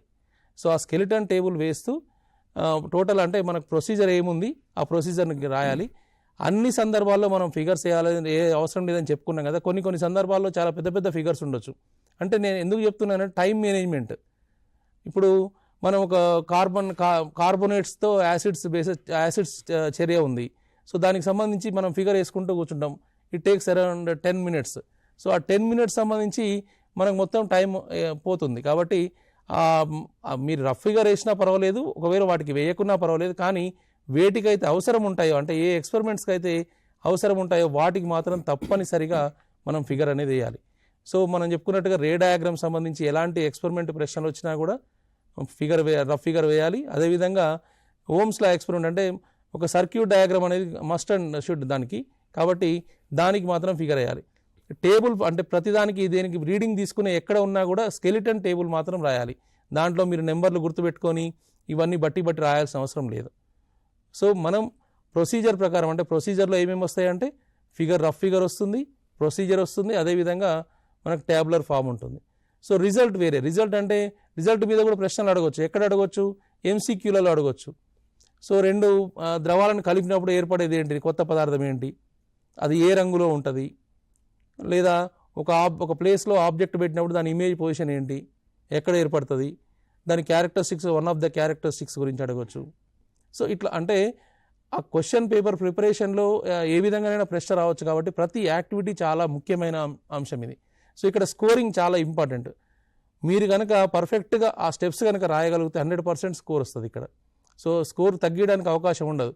పరిశీలనల విషయానికి వస్తే చాలామంది విద్యార్థులు ఏం చేస్తారంటే పరిశీలనలు అంటే ఇర్రిలవెంట్ పరిశీలన రాస్తూ ఉంటారు. అదేవిధంగా ప్రికాషన్స్ కూడా మనం ఒక ఎక్స్పెరిమెంట్ చేస్తున్నాం, దాంట్లో వేడి అంటే ఉష్ణాన్ని పుట్టించే మనకు సారాయి దీపం ఉంది, వెలిగించినాం. సో దానికి సంబంధించి ఏం ప్రికాషన్ తీసుకోవాలి, వాయువు వెలువడిన తర్వాత వాయువుని టెస్ట్ చేసేటప్పుడు ఎలాంటి ప్రికాషన్ తీసుకోవాలి అంటే హైడ్రోజన్ వాయువు మనం టెస్ట్ చేస్తున్నాము. హైడ్రోజన్ టెస్ట్ చేస్తున్నప్పుడు స్వతహాగా అదేంటంటే అది పేలుడు స్వభావం కలిగిన వాయువు, కాబట్టి దానికి చాలా ప్రికాషన్స్ ఉంటాయి. సో ఇలాంటి ప్రికాషన్స్ లైట్ ఎక్స్పెరిమెంట్స్ చేస్తున్నాం. లైట్ ఎక్స్పెరిమెంట్ గురించి అడిగినప్పుడు దాన్ని ఏ విధంగా చూసుకోవాలి, అదేవిధంగా ఈ ఓమ్స్ లా ఎక్స్పెరిమెంట్ కానీ. సో ప్రతి ఎక్స్పెరిమెంట్ ప్రతి యాక్టివిటీకి కొన్ని ప్రికాషన్స్ ఉన్నాయి. ఆ ప్రికాషన్స్ని మనం ఖచ్చితంగా అంటే పారలాక్స్ దోషాలు అనేవి లైట్కి సంబంధించి అంటే కొలిసే దాంట్లో మనకు ఉంటాయి. సో అదేవిధంగా హైట్కి సంబంధించి అంటే ఇప్పుడు ఒక లైట్ ఎక్స్పెరిమెంట్ యాక్టివిటీ చేస్తున్నప్పుడు రెండు సేమ్ హైట్లో ఉండాలి. అంటే మిర్రర్ కానీ లేదా ఆబ్జెక్ట్ లేదా లెన్స్ కానీ ఆబ్జెక్ట్ కానీ హైట్ అంటే ఆబ్జెక్ట్ హైట్ ఎక్కువ ఉండి మిర్రర్ హైట్ తక్కువ ఉన్నా లేదా లెన్స్ హైట్ తక్కువ ఉన్నా కూడా అది సరిగ్గా ఉండదు. కాబట్టి ఈ విధంగా అంటే వీటిని ప్రికాషన్స్గా మనం రాయాలి, ఉంచాలి అనే విధంగా. సో కాబట్టి ఇలాంటి చిన్న చిన్న జాగ్రత్తలు తీసుకుంటే మీరు చూస్తున్నారు, ఒక ఆన్సర్ చూస్తున్నారు ఇక్కడ. సో అంటే ఏదైనా కూడా మనం ఒక సిస్టమేటిక్గా రాస్తే ఆ సిస్టమేటిక్ అంటే ప్రొసీజర్కి వచ్చేసరికి మనకు 4-5 పాయింట్లు వస్తాయి. ఆ 4-5 పాయింట్లను మనం పర్ఫెక్ట్గా రాయాల్సి ఉంటుంది. ప్రికాషన్స్ కూడా చూడండి, adjust the screen without disturbing the incident race, size of the object adjust must be as per the height of the lens placed on the we stand. మనం ఇందాక చెప్పుకున్నాం లెన్స్ హైట్ ఆబ్జెక్ట్ హైట్ సమానంగా ఉండాలి. కాబట్టి అంతకంటే తక్కువ ఉండొద్దు, ఎక్కువ ఉండొద్దు. కాబట్టి అట్లా అడ్జస్ట్ చేసుకోవాలి. ఇది ఒక అంటే దేనికి వచ్చినా కూడా లెన్స్కి సంబంధించి మిర్రర్ సంబంధించి ఏ యాక్టివిటీకి వచ్చినా కూడా ఇది రాసుకోవచ్చు మనం. కాబట్టి కొలిసేటప్పుడు పారలాక్స్ దోషం లేకుండా డిస్టెన్స్ని కొలవాలి. కాబట్టి ఇట్లాంటి మనం కొన్ని ప్రికాషన్స్ తీసుకున్నట్లయితే కృష్ణ గారు మీరు అన్నట్టుగా ఈ పారలాక్స్ ఎర్రర్స్ కావచ్చు ఇవన్నీ రీడింగ్ దాంట్లో వచ్చేటువంటి కామన్ ప్రికాషన్స్. ఇప్పుడు ఇంతకుముందు చూపించినట్టుగా ఇవి స్పెసిఫిక్ ప్రికాషన్స్. ఒక్కొక్క ఎక్స్పెరిమెంట్కి కొన్ని స్పెసిఫిక్ హైడ్రోజన్ గ్యాస్ రిలీజ్ అయింది, స్పెసిఫిక్ గ్యాసెస్ రిలీజ్ అవుతున్నాయి, స్మెల్ చూడకూడదు, స్పెసిఫిక్ హ్యాసిడ్స్తో యూజ్ చేస్తున్నాం, గ్లౌజ్ యూజ్ చేయాలి అంటే కొన్ని స్పెసిఫిక్ ఉంటాయి, కొన్ని ఏమో జనరల్ ప్రికాషన్స్ ఉంటాయి. ఏమైనా రాయొచ్చా? ఏమైనా రాయొచ్చు. అంటే ఆ యాక్టివిటీకి సంబంధించి ఆ ఎక్స్పెరిమెంట్ సంబంధించి స్పెసిఫిక్గా రాయాల్సి ఉంటుంది. జనరల్గా రాసేవి కూడా జనరల్గా రాయొచ్చు. అంటే ఇప్పుడు ఫర్ ఎగ్జాంపుల్ ల్యాబొరేటరీలో మనం వర్క్ చేస్తున్నప్పుడు ఆమ్లాల పరంగా చాలా జాగ్రత్త వహించాలి, లేదా మనం ఏదన్నా వేడి చేస్తున్నప్పుడు ఆ బాయిలింగ్ ట్యూబ్ కానీ టెస్ట్ ట్యూబ్ని కానీ జాగ్రత్తగా హ్యాండిల్ చేయాలి, పట్టుకోవాలి. ఇవన్నీ జనరల్ మనం అంటే ల్యాబొరేటరీ ఇన్స్ట్రక్షన్స్ అవన్నీ కూడా. సో ఇవన్నీ మనం జనరల్గా రాయొచ్చు. కానీ ఆ దాంట్లో వచ్చిన పదార్థం ఏదైతుందో వాయువు ఏదైతుందో దాన్ని టెస్ట్ చేయడం అది స్పెసిఫిక్ ప్రికాషన్. సో అప్పుడు ఎలాంటి జాగ్రత్త తీసుకోవాలి, కొంచెం దూరంగా ఉంచి దాన్ని బెలూన్ కానీ ఏదైనా బ్లాస్ట్ చేసే ప్రయత్నం. సో మీరు అన్నట్టుగా ఈ అకాడమిక్ స్టాండర్డ్ 9 నుంచి 2 మార్క్స్లో ఒక క్వశ్చన్ వచ్చే ఛాయిస్ ఉంది, 6 మార్క్స్లో ఒక క్వశ్చన్ వచ్చే ఛాయిస్ ఉంది, ఎంసీక్యూలో కూడా ఒక క్వశ్చన్ వచ్చే ఛాయిస్ ఉంది. కాబట్టి మొత్తం టోటల్గా 9 మార్క్స్ ఇందులో నుంచి వస్తాయి. హరికృష్ణ చాలా క్లియర్గా చెప్పారు. యాక్టివిటీ అనేటువంటి దాన్ని ఇవ్వవచ్చు, లేదా ల్యాబ్ యాక్టివిటీ అనేటువంటి అంశాన్ని కూడా మనం ఇందులో ఇవ్వవచ్చు. అదేవిధంగా question to the answer, list out the material and procedure అన్నప్పుడు list out the material procedure గురించి, list out the material procedure. దీంట్లో ఒకటి ఏంటంటే మనకు అభ్యాస దీపికలో మేజర్ యాక్టివిటీస్ ల్యాబ్ యాక్టివిటీస్ అన్ని కూడా డీటెయిల్డ్గా ఇవ్వడం జరిగింది. మనం ఇంగ్లీష్ మీడియంలో, తెలుగు మీడియంలో, ఉర్దూ మీడియంలో కూడా ఇవ్వడం జరిగింది.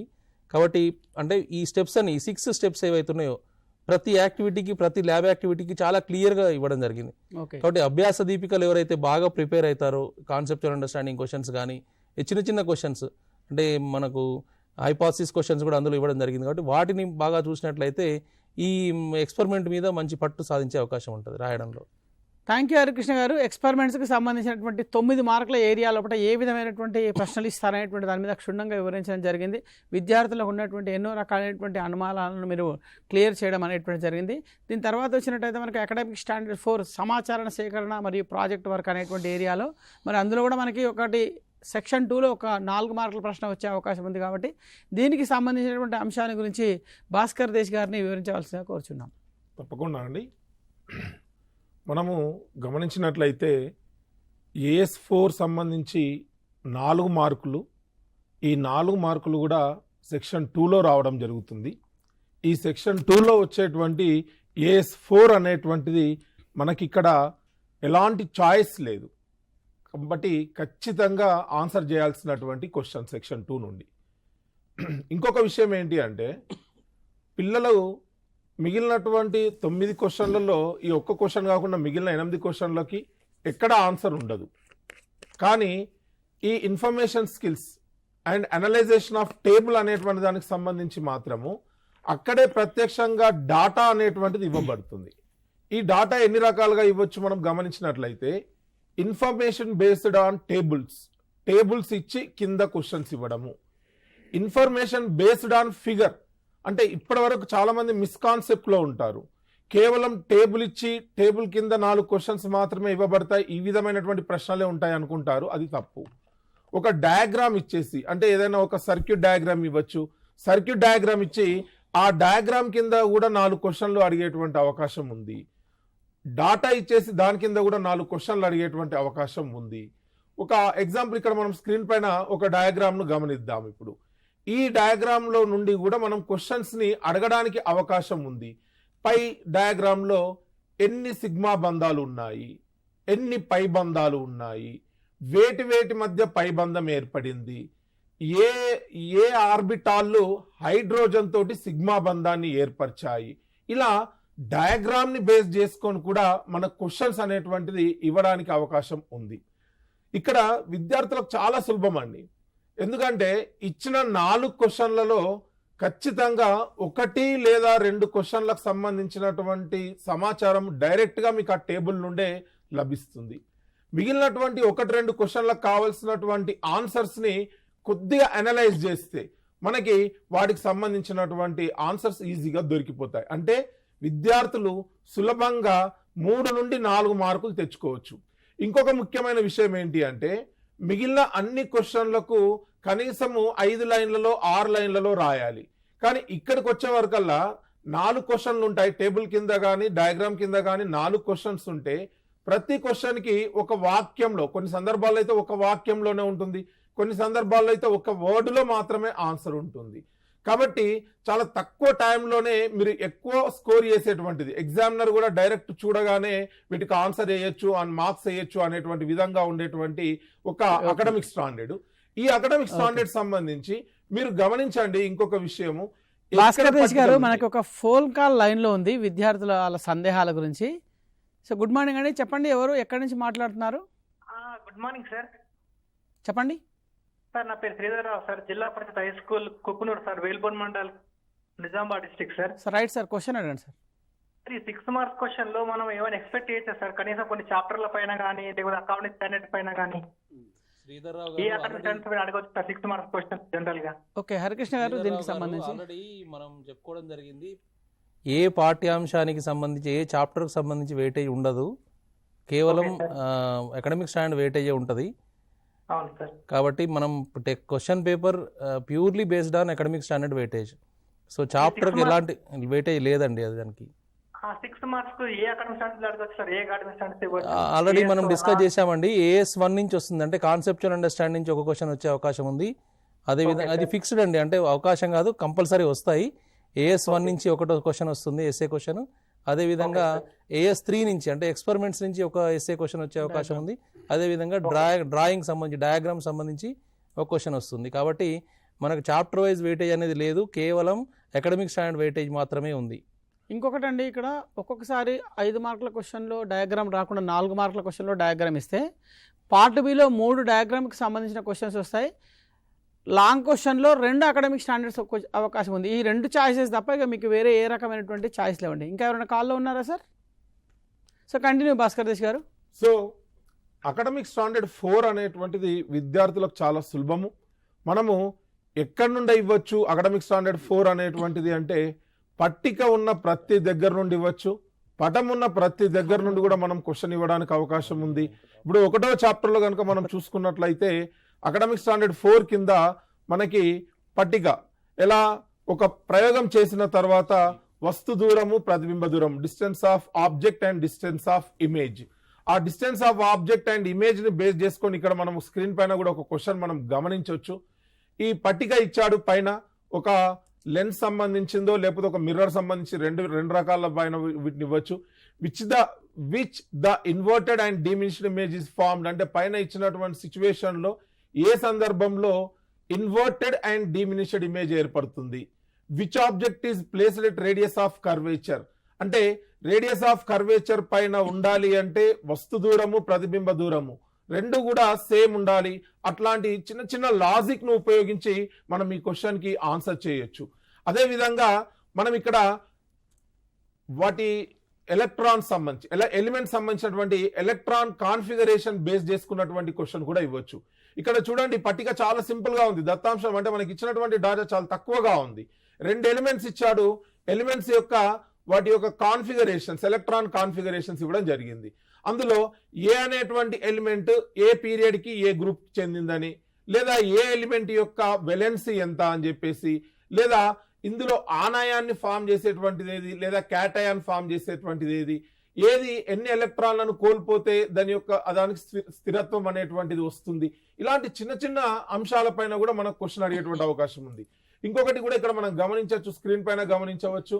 కొన్ని ఎలిమెంట్స్ ఇక్కడ ఎలక్ట్రాన్ కాన్ఫిగరేషన్ అనేటువంటిది 2,8,1 సోడియం తీసుకున్నట్లయితే అంటే 1వ కక్షలో 2 ఎలక్ట్రాన్లు, 2వ కక్షలో 8, 3వ కక్షలో 1 ఎలక్ట్రాన్ అంటే 1s2 2s2 2p6 3s1 మాదిరిగా కాకుండా ఈ విధమైనటువంటి ఎలక్ట్రాన్ విన్యాసాలు ఇచ్చినప్పుడు కూడా అది ఏ గ్రూప్ చెందింది, ఏ పీరియడ్ కి చెందింది, లేదా పై పట్టికలో 5th పీరియడ్ కి చెందినటువంటి ఎలిమెంట్ ఏది, 7th ఏ గ్రూప్ కి చెందినటువంటి ఎలిమెంట్ ఏది, లేదా దీంట్లో జడవాయువు నథింగ్ బట్ నోబుల్ గ్యాస్ అనేటువంటిది ఏది అనే విధంగా కూడా క్వశ్చన్స్ అడిగే అవకాశం ఉంది.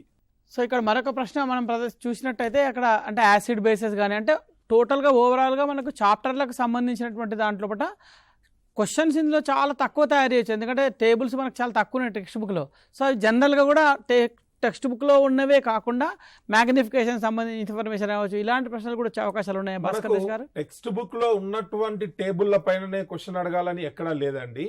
టెక్స్ట్ బుక్ లో లేకుండా మనం పట్టిక తయారు చేయొచ్చు. ఇప్పుడు మీరే చెప్పినట్టుగా మ్యాగ్నిఫికేషన్ అనేటువంటిది ఉంది. ఇప్పుడు మనకి మ్యాగ్నిఫికేషన్ పైన మనకు టెక్స్ట్ బుక్ లో ఎక్కడ పట్టిక లేదు, కానీ వస్తువు స్థానాన్ని బేస్ చేసుకొని దాని యొక్క మ్యాగ్నిఫికేషన్ ఏ విధంగా ఉంటుంది. ఫర్ ఎగ్జాంపుల్ ఇప్పుడు మనం ఒక కాన్కేవ్ మిర్రర్ తీసుకున్నాం అనుకోండి.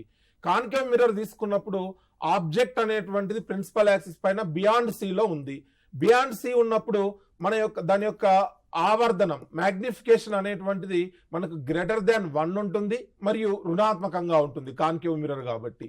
అదే విధంగా నెక్స్ట్ సెకండ్ పొజిషన్ వచ్చేసి మనకి సెంటర్ పైన సి పైన వక్రతా కేంద్రం పైన ఉంది అనుకోండి. వక్రతా కేంద్రం పైన ఉన్నప్పుడు మ్యాగ్నిఫికేషన్ అనేటువంటిది -1 ఉంటుంది. ఆబ్జెక్ట్ అనేటువంటిది సి అండ్ ఎఫ్ ల మధ్య ఉంది అనుకోండి, మ్యాగ్నిఫికేషన్ అనేటువంటిది <1 ఉంటుంది, మరి రుణాత్మకంగా ఉంటుంది. ఇట్లా ఆ వాల్యూస్ అనేటువంటివి పేపర్ సెట్టరే సొంతగా క్రియేట్ చేసుకొని దాన్ని బేస్ చేసుకొని కింద క్వశ్చన్స్ అడిగేటువంటి అవకాశం అనేటువంటిది కూడా మనకు. భాస్కర్ గారు మనకు ఒక కాల్లో ఉన్నారు సార్, ప్లీజ్ ఎవరండి మాట్లాడండి, మీ క్వశ్చన్ అడగండి చాలు. అకాడమిక్ స్టాండర్డ్స్ లో ఏ అకాడమిక్ స్టాండర్డ్స్ ఇంపార్టెంట్? ఏ అకాడమిక్ స్టాండర్డ్ ఇంపార్టెంట్ అంటే all academic standards are important. ఎందుకంటే క్వశ్చన్ పేపర్లో అన్ని అకాడమిక్ స్టాండర్డ్లకు సంబంధించి ప్రశ్నలు వస్తాయి. ముఖ్యంగా those are teacher support group ఉన్నటువంటి విద్యార్థులకైతే academic standard 6, academic standard 5, academic standard 3లకు సంబంధించినటువంటి ప్రిపేర్ అయినట్టయితే అందులో నుంచి 21 మార్క్స్ వచ్చే ఛాయిస్ ఉంది కాబట్టి ఆ మూడింటిని ప్రిపేర్ అయినట్టయితే టీచర్ సపోర్ట్ గ్రూప్కి అది సరిపోతుంది. భాస్కర్ దేశ్ గారు, ఇప్పుడు ఈ మ్యాగ్నిఫికేషన్కి సంబంధించిన దాంట్లో సైన్ బట్టి ఇది విర్చువల్ ఇమేజా రియల్ ఇమేజా అనేది ఐడెంటిఫై ఎలా చేయాలి? పిల్లలు కన్ఫ్యూజ్ అవుతున్నారు, కొద్దిగా దాని గురించి వివరించండి. ఓకే, ఇక్కడ ముఖ్యంగా మ్యాగ్నిఫికేషన్ సంబంధించి మ్యాగ్నిఫికేషన్ ఇచ్చి ఆ ఆబ్జెక్ట్ ఇమేజ్ యొక్క లక్షణాలు అడిగేటువంటి అవకాశం ఉంది. ఇక్కడ తీసుకున్న మనం 3 ఎగ్జాంపుల్స్ గమనిద్దామండి. ఈ 3 ఎగ్జాంపుల్స్ లో ఈ మ్యాగ్నిఫికేషన్ వాల్యూని 2 భాగాలుగా విడదీద్దాం. ముందట సంజ్ఞ, ఆ సైన్ అనేటువంటిది మైనస్ ప్లస్ అనేటువంటి సంజ్ఞలు ఉన్నటువంటివి. రెండవది న్యూమరికల్ వాల్యూ, సంఖ్యాత్మక విలువ 1.25, 1.25, 0.75 అని. ఎప్పుడైతే మైనస్ నెగటివ్ వాల్యూ ఉందో అది ఖచ్చితంగా inverted image and real image. Inverted తల క్రిందులైనటువంటి ప్రతిబింబము మరియు నిజ ప్రతిబింబము నెగటివ్ వాల్యూ ఉన్నప్పుడు. అదే విధంగా సంఖ్యాత్మక విలువ కనుక మనం తీసుకున్నట్లయితే, సంఖ్యాత్మక విలువ 1 ఉన్నట్లయితే సమాన ప్రతిబింబము, 1 కంటే తక్కువగా ఉన్నట్లయితే మనకి చిన్నదైన ప్రతిబింబం, డిమినిష్డ్ ఇమేజ్ గా చెప్పుకుంటాం. 1 కంటే ఎక్కువ ఉన్నట్లయితే అది పెద్దదైన ప్రతిబింబం, మ్యాగ్నిఫైడ్ ఇమేజ్ అని చెప్పి చెప్పుకుంటాం. అంటే ఈ మ్యాగ్నిఫికేషన్ లో 2 భాగాలుగా విభజించుకోవాలి. సంఖ్యాత్మక విలువ మైనస్ ప్లస్ అనేటువంటిది తీసుకొని మిథ్యానా నిజ ప్రతిబింబమా డిసైడ్ చేయాలి. తర్వాత సంఖ్యాత్మక విలువను తీసుకొని అది పెద్దదైన ప్రతిబింబమా, చిన్నదైన ప్రతిబింబమా, సమాన ప్రతిబింబమా అనేటువంటిది వాళ్ళు నిర్ధారిస్తే ఈజీగా ఉంటుంది విద్యార్థులకని అర్థం. భాస్కర్ దేశ్ గారు, మీరు అన్నట్టుగా ఇప్పుడు ఈ స్క్రీన్ మీద కనిపించేటువంటి ఈ మ్యాగ్నిఫికేషన్ లో గమనిస్తే మీరు చెప్పినట్టుగా M2 తీసుకుంటే పాజిటివ్ చూడగానే అది విద్యా ప్రతిబింబం అందులో పెద్దగా ఉంది కాబట్టి ఖచ్చితంగా ఇది FPల మధ్యలో ఆబ్జెక్ట్ ఉన్నప్పుడు మాత్రమే ఇది ఏర్పడుతుందని కూడా వాళ్ళు స్థానాన్ని కానీ దానికి సంబంధించిన క్యారెక్టరిస్టిక్ మొత్తం కూడా రాయవచ్చు, లక్షణాలు మొత్తం రాయొచ్చండి. ఓన్లీ మ్యాగ్నిఫికేషన్ ఆవర్ధనం ఇచ్చినట్లయితే, ఫర్ ఎగ్జాంపుల్ ఇప్పుడు తీసుకుందాం, M2 = 1.25 ప్లస్ 1.25 అని ఉంది. ప్లస్ 1.25 అనగానే మనకి ఇక్కడ అర్థం అవ్వాల్సింది ఇది ఏ దర్పణానికి సంబంధించిందని క్వశ్చన్ కూడా అడగచ్చు. ఎందుకంటే అక్కడ మనం లక్షణాలు కనుక చూసినట్లయితే ప్లస్ ఉంది అంటే మిథ్యా ప్రతిబింబం, 1.25 ఉంది పెద్దదైన ప్రతిబింబం. అంటే దర్పణాలలో పెద్దదైన ప్రతిబింబాన్ని ఏర్పరిచేటువంటి అవకాశం దేనికి ఉంది? కేవలము కాన్కేవ్ మిర్రర్, పుటాకార దర్పణం మాత్రమే పెద్దదైన ప్రతిబింబాలను ఏర్పరుస్తుంది. కాబట్టి అది ఏ దర్పణము అనేటువంటి దాని లక్షణాలు కూడా పూర్తిగా మనం మ్యాగ్నిఫికేషన్ వాల్యూని బేస్ చేసుకొని కూడా చెప్పొచ్చు. అదేవిధంగా ముఖ్యంగా మనము లోహ సంగ్రహణ శాస్త్రంలో ప్రిన్సిపల్స్ ఆఫ్ మెటలర్జీలో కనుక గమనించినట్లయితే అక్కడ కూడా లోహము ధాతువు యొక్క పేరు ఇచ్చి దాని కింద ఇచ్చినటువంటి టేబుల్ ఇచ్చేసి టేబుల్ కింద కొన్ని క్వశ్చన్స్ అడిగే అవకాశం ఉంది. పై పట్టికలో ఏ ధాతువులు అంటే ఏ ఓర్స్ అనేటువంటివి ఆక్సైడ్ ఓర్స్ అని, సల్ఫైడ్ ఓర్స్ ఏవని చెప్పేసి సల్ఫేట్ ఓర్స్ ఏవని ఇలా క్వశ్చన్ అడగచ్చు. లేదా మనకి పై పట్టిక నుండి వేటిని ప్లవన ప్రక్రియ ద్వారా ఫ్లోటేషన్ ప్రాసెస్ ద్వారా కాన్సన్ట్రేట్ చేస్తారు అంటే సల్ఫైడ్ ధాతువులను మనం ఫ్లోటేషన్ ద్వారా చేస్తాం. సో అలాంటి క్వశ్చన్స్ కూడా మనకి ప్రిన్సిపల్స్ ఆఫ్ మెటలర్జీ నుండి కూడా అడిగేటువంటి అవకాశం ఉంది. ఇది చాలా సులభమైనది అనేటువంటిది విద్యార్థులు గమనించాల్సిందిగా కోరుచున్నాను. సో థ్యాంక్ యూ భాస్కర్ దేశ్ గారు. AS4 లో ఏ విధమైనటువంటి ప్రశ్నలు వస్తాయి, వాటికి ఎలా ఆన్సర్ చేయాలని చక్కగా చెప్పడం జరిగింది. ఇప్పుడు ఒక ఫోన్ కాల్ ఉన్నారండి, చెప్పండి. ఎవరండి మాట్లాడే వాళ్ళు? చెప్పండి సార్ ప్లీజ్. చెప్పండి మీ ప్రశ్న ఏంటి?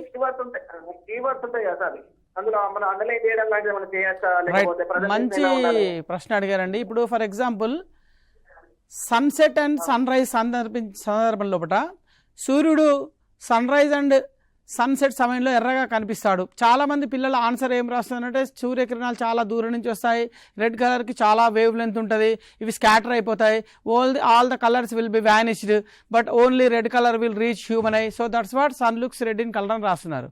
అసలు ఎందుకు స్కాటర్ అవుతుంది అనేటువంటిది ఆన్సర్లో లేదు. So what is the main keyword in that answer means only one thing, the sun rays has to travel more distance in the atmosphere during sunset and sunrise. ఇప్పుడు అందులో సన్సెట్ అండ్ సన్ రైజ్ సమయం లోపల అట్మాస్ఫియర్లో long distance travel చేస్తుందనే word లేకపోతే answer ఎంత రాసినా wrong అది. కాబట్టి keywords plays vital role in such a answers. ఇలాంటి ఆన్సర్స్ లోపల ప్రశ్న అండర్లైన్ చేయాలా అని అడిగారు.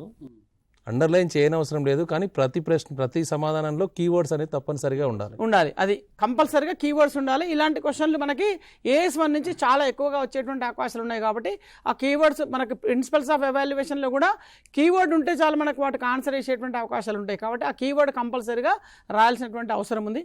మనకి 4 అకాడమిక్ స్టాండర్డ్స్ అయిపోయాయి. 5వ అకాడమిక్ స్టాండర్డ్ సంబంధించినట్టయితే మనకు డ్రాయింగ్ అని ఉంటుంది. దీంట్లో కూడా టీచర్ సపోర్టింగ్ గ్రూప్ పిల్లలకి ఇది చాలా ఉపయోగపడుతుంది. మనకి ఇందులో నుంచి స్క్రీన్ మీద చూసినట్టయితే 7 మార్కుల కింద ఇందులో నుంచి మనకి క్వశ్చన్స్ వస్తాయి. మోస్ట్లీ లాంగ్ క్వశ్చన్లో ఇప్పటివరకు వచ్చినటువంటి ప్రశ్నాపత్రాలను మనం గమనించినట్టయితే 6 మార్కులు ఒక ప్రశ్న వస్తుంది. అదేవిధంగా పార్ట్ బిలో కూడా ఒక ప్రశ్న వస్తుంది. కొన్ని సందర్భాల్లో 4 మార్కుల్లో ఒక ప్రశ్న వచ్చి 3 మార్కులు పార్ట్ బిలో వచ్చినటువంటి సందర్భాలు కూడా మనకి లాస్ట్ ఇయర్ సప్లిమెంటరీ క్వశ్చన్ పేపర్లో మనం గమనించవచ్చు. కానీ ముఖ్యంగా చాలా వరకు ఎక్కువ సందర్భాల లోపల 6 మార్కుల కింద ఒక ప్రశ్న వచ్చే ఛాన్స్ ఉంది.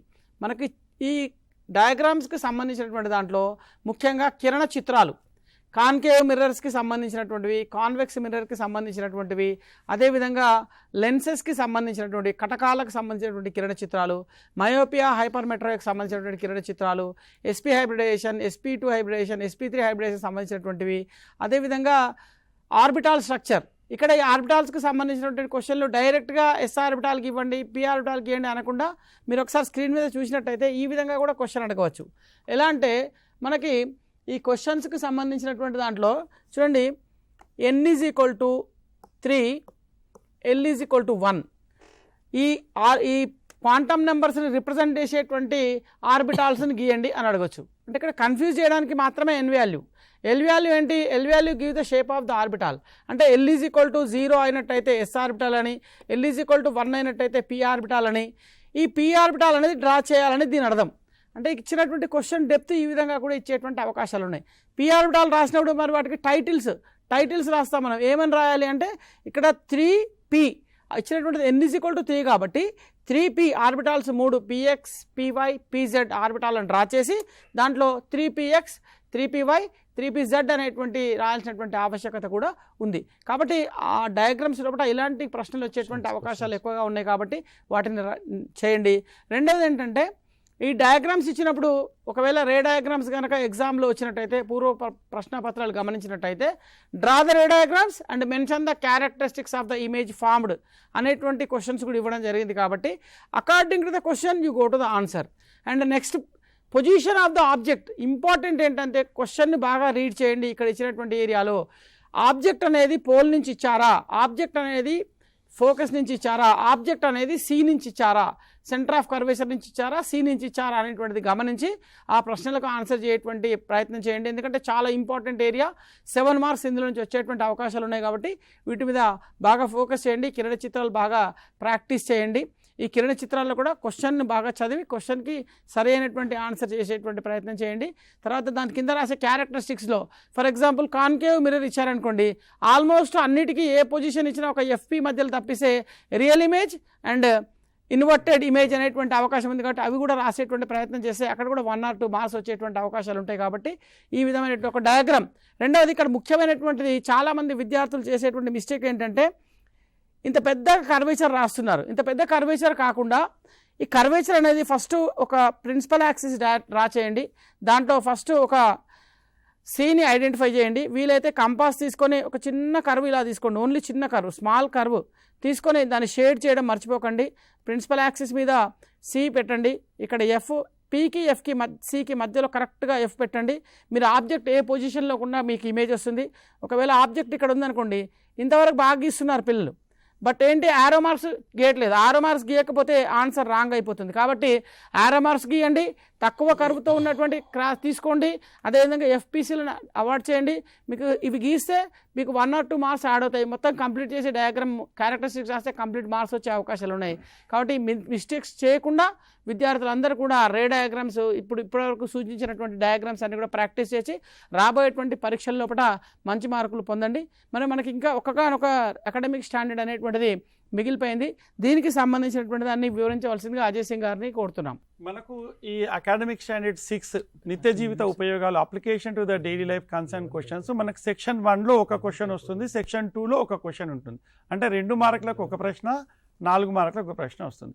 2 మార్కులకు ఇచ్చే ప్రశ్నలో క్లియర్గా ఉంటుంది, రైట్ ఎనీ 2 యూజెస్ ఆఫ్ అని చెప్పి అని క్లియర్గా, అంటే ఏవేని 2 ఉపయోగాలు, ఏవేని 4 ఉపయోగాలు, 2 మార్కులకు 4 మార్కులు స్పష్టంగా ఇవ్వడం జరుగుతుంది. అయితే ఇందులో మనము ఇంతకుముందు మనం చాప్టర్ వెయిటేజ్ లేదు, అయినప్పటికీ కూడా అకాడమిక్ స్టాండర్డ్ వెయిటేజ్ తీసుకున్నప్పుడు మన టెక్స్ట్ బుక్లో చాప్టర్లను మనం ఒకసారి పరిశీలన చేసినట్టయితే కొన్ని ఏరియాలను కొన్ని చాప్టర్లను మనకు స్పష్టంగా యూజెస్ అనేటువంటి ఇవ్వడం జరిగింది. ఫర్ ఎగ్జాంపుల్ ఫస్ట్ చాప్టర్ తీసుకున్నట్టయితే spherical mirrors, what are the uses of spherical mirrors అన్నట్టు, లేదా write any 2 uses of spherical mirror in day to day life, or concave mirror, write any 2 uses of concave mirror, or write any 2 uses of convex mirror. Phone కాల్లో ఉంది, తీసుకుందాం. Good morning అండి, చెప్పండి ఎవరు phone కాల్లో ఉన్నారు? Sir నమస్తే sir. నమస్తే అండి, చెప్పండి. నేను మహబూబ్నగర్ డిస్ట్రిక్ట్ సార్, జడ్పేట్ సీసీకుంట. చెప్పండి మేడం, క్వశ్చన్ ఏంటి? సార్ మా అకాడమిక్ స్టాండర్డ్ 3లో మనకు కొద్దిగా పిల్లలు ఏదంటే టీచర్ సపోర్టెడ్ గ్రూప్స్ ఉన్నారు కదా సార్, కొద్దిగా ఎక్స్పెరిమెంట్స్ ఏవి అంటే స్పెషల్ గా వాళ్ళకి నేర్పాల్సినవి, అంటే ఒక 6 లెసన్స్ నేర్పిస్తే బెటరా అని. ఇక్కడ మనకి ఈ లెసన్ నుంచి ఈ క్వశ్చన్ వస్తుంది, ఈ లెసన్ నుంచి ఈ క్వశ్చన్ వస్తుంది అనేటువంటిది మనము చెప్పడానికి అవకాశం లేదండి. మనకు 1వ పాఠంలో ఒక ఎక్స్పెరిమెంట్ ఉంది, 3వ పాఠంలో 3 ఎక్స్పెరిమెంట్స్ అకాడమిక్ యాక్టివిటీస్ ఉన్నాయి, 4వ పాఠంలో ఒక యాక్టివిటీ ఉంది, ఎక్స్పెరిమెంట్ ఉంది, 5వ పాఠంలో ఉంది, తర్వాత 9వ పాఠంలో ఉంది, 11వ పాఠంలో ఉంది, 12వ పాఠంలో ఉంది, 10th లెసన్లో ఉంది. దాదాపుగా మొత్తం 8 to 9 ఎక్స్పెరిమెంట్సే ఉన్నాయి. ఆ 8 to 9 ఎక్స్పెరిమెంట్స్ మీద ఫోకస్ చేయండి. ఏ ఎక్స్పెరిమెంట్ ఏమొస్తుంది అనేటువంటిది మనం ఎక్స్పెక్ట్ చేయడానికి అవకాశం ఉండదు. ఒకటి మాత్రం ఏంటంటే లాస్ట్ ఇయర్ వచ్చినటువంటి ఎక్స్పెరిమెంట్స్ మాత్రం యాస్టీజ్గా వచ్చే అవకాశం ఉండదు. సో వీలైతే వాటికి లాస్ట్ ఛాయిస్ ఇవ్వండి, మిగతా అవి కాకుండా మిగతా ముందు నేర్పించేటువంటి ప్రయత్నము చేయండి. అజయ్ సింగ్ గారు కంటిన్యూ చేయండి సార్ మీరు. ఓకే, ఈ దర్పణాలకు సంబంధించేటువంటి నిజ జీవిత ఉపయోగాలు 2 కానీ 4 కానీ అడిగేటువంటి అవకాశం ఉంది. సో వీటిని మీరు ఫోకస్ చేయాల్సి ఉంటుంది. 2వ చాప్టర్ 3వ చాప్టర్కి వెళ్ళినప్పుడు మనకు రెగ్యులర్గా వచ్చేటువంటి ఉపయోగాల్లో మనకు లాస్ట్ టైం యాన్యువల్ ఎగ్జామ్లో right any 4 uses of bleaching powder అని అడగడం జరిగింది.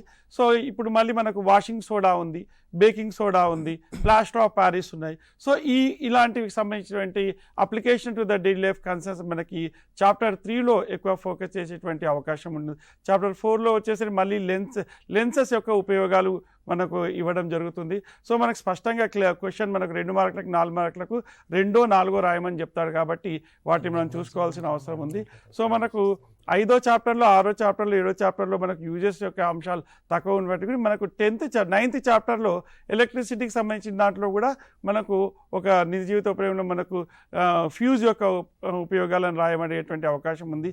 కానీ 9th చాప్టర్లో 10th చాప్టర్లో ఎలక్ట్రోమాగ్నెటిక్ ఇండక్షన్లో మాత్రం ఖచ్చితంగా మనకు ఫారడే ఎలక్ట్రోమాగ్నెటిక్ ఇండక్షన్లో మనకు కొన్ని డే టు డే లైఫ్లో అప్లికేషన్స్ ఉన్నాయి. అందులో మనకు నిజ జీవిత ఉపయోగాలు రాయమని చెప్పి అడిగేటువంటి అవకాశం ఉంటుంది. 11th చాప్టర్లో చాలా ముఖ్యంగా మనకి ఏంటంటే మనకు prevention methods of the corrosion అనేటువంటి ప్రశ్నలు ఉన్నాయి. అందులో దానికి సంబంధించినటువంటి నిజ జీవితంలో మనం తుప్పు నివారణకు చేపట్టేటువంటి పద్ధతులను 4 రాయమని చెప్పి అడిగేటువంటి అవకాశం ఉంది. అలాగే 10th చాప్టర్కి వెళ్ళినట్టయితే నిజ జీవిత ఉపయోగాలు మనకు ముఖ్యంగా కర్బన సమ్మేళనాలకు సంబంధించినటువంటిది గ్రాఫైట్ యొక్క ఉపయోగాలు అడిగేటువంటి అవకాశం ఉంటుంది. అలాగే మనకు నానో ట్యూబ్స్కి సంబంధించినటువంటి ఉపయోగాలను రాయమనేటువంటి అవకాశం ఉంది. అలాగే ఇథనాల్, నిజ జీవితంలో ఇథనాల్ యొక్క ఉపయోగాలను కూడా రాయమని చెప్పేటువంటి అవకాశం ఉంటుంది. పిల్లలు చాలా వరకు కూడా మనకి ఏంటంటే ఆన్సర్లు రాస్తున్నారు, ఇట్లా హారిజాంటల్ గా రాసే వరకు ఏంటంటే 2 ఉపయోగాలు 3 ఉపయోగాలు ఎలా చేయాలి ఒకసారి. సో ఇక్కడ మనకు నిజ జీవిత ఉపయోగాలు రాయమని చెప్తే ఒక వరుసగా ఒక పేరాగ్రాఫ్ వైజ్గా లేదా సెంటెన్స్ వైజ్గా కాకుండా మీరు స్పష్టంగా ఉన్నటువంటి నిజ జీవితంలో పాయింట్ వైజ్గా రాయండి. 2 ఉపయోగాలు అంటే కనీసం 3 నుంచి 4 కానివ్వండి, లేదా 4 ఉపయోగాలు అంటే 5 నుంచి 6 ఉపయోగాలను మీరు మెన్షన్ చేసినట్టయితే మనకు స్పష్టంగా పూర్తి మార్కులు పొందేటువంటి అవకాశం ఉంటుంది.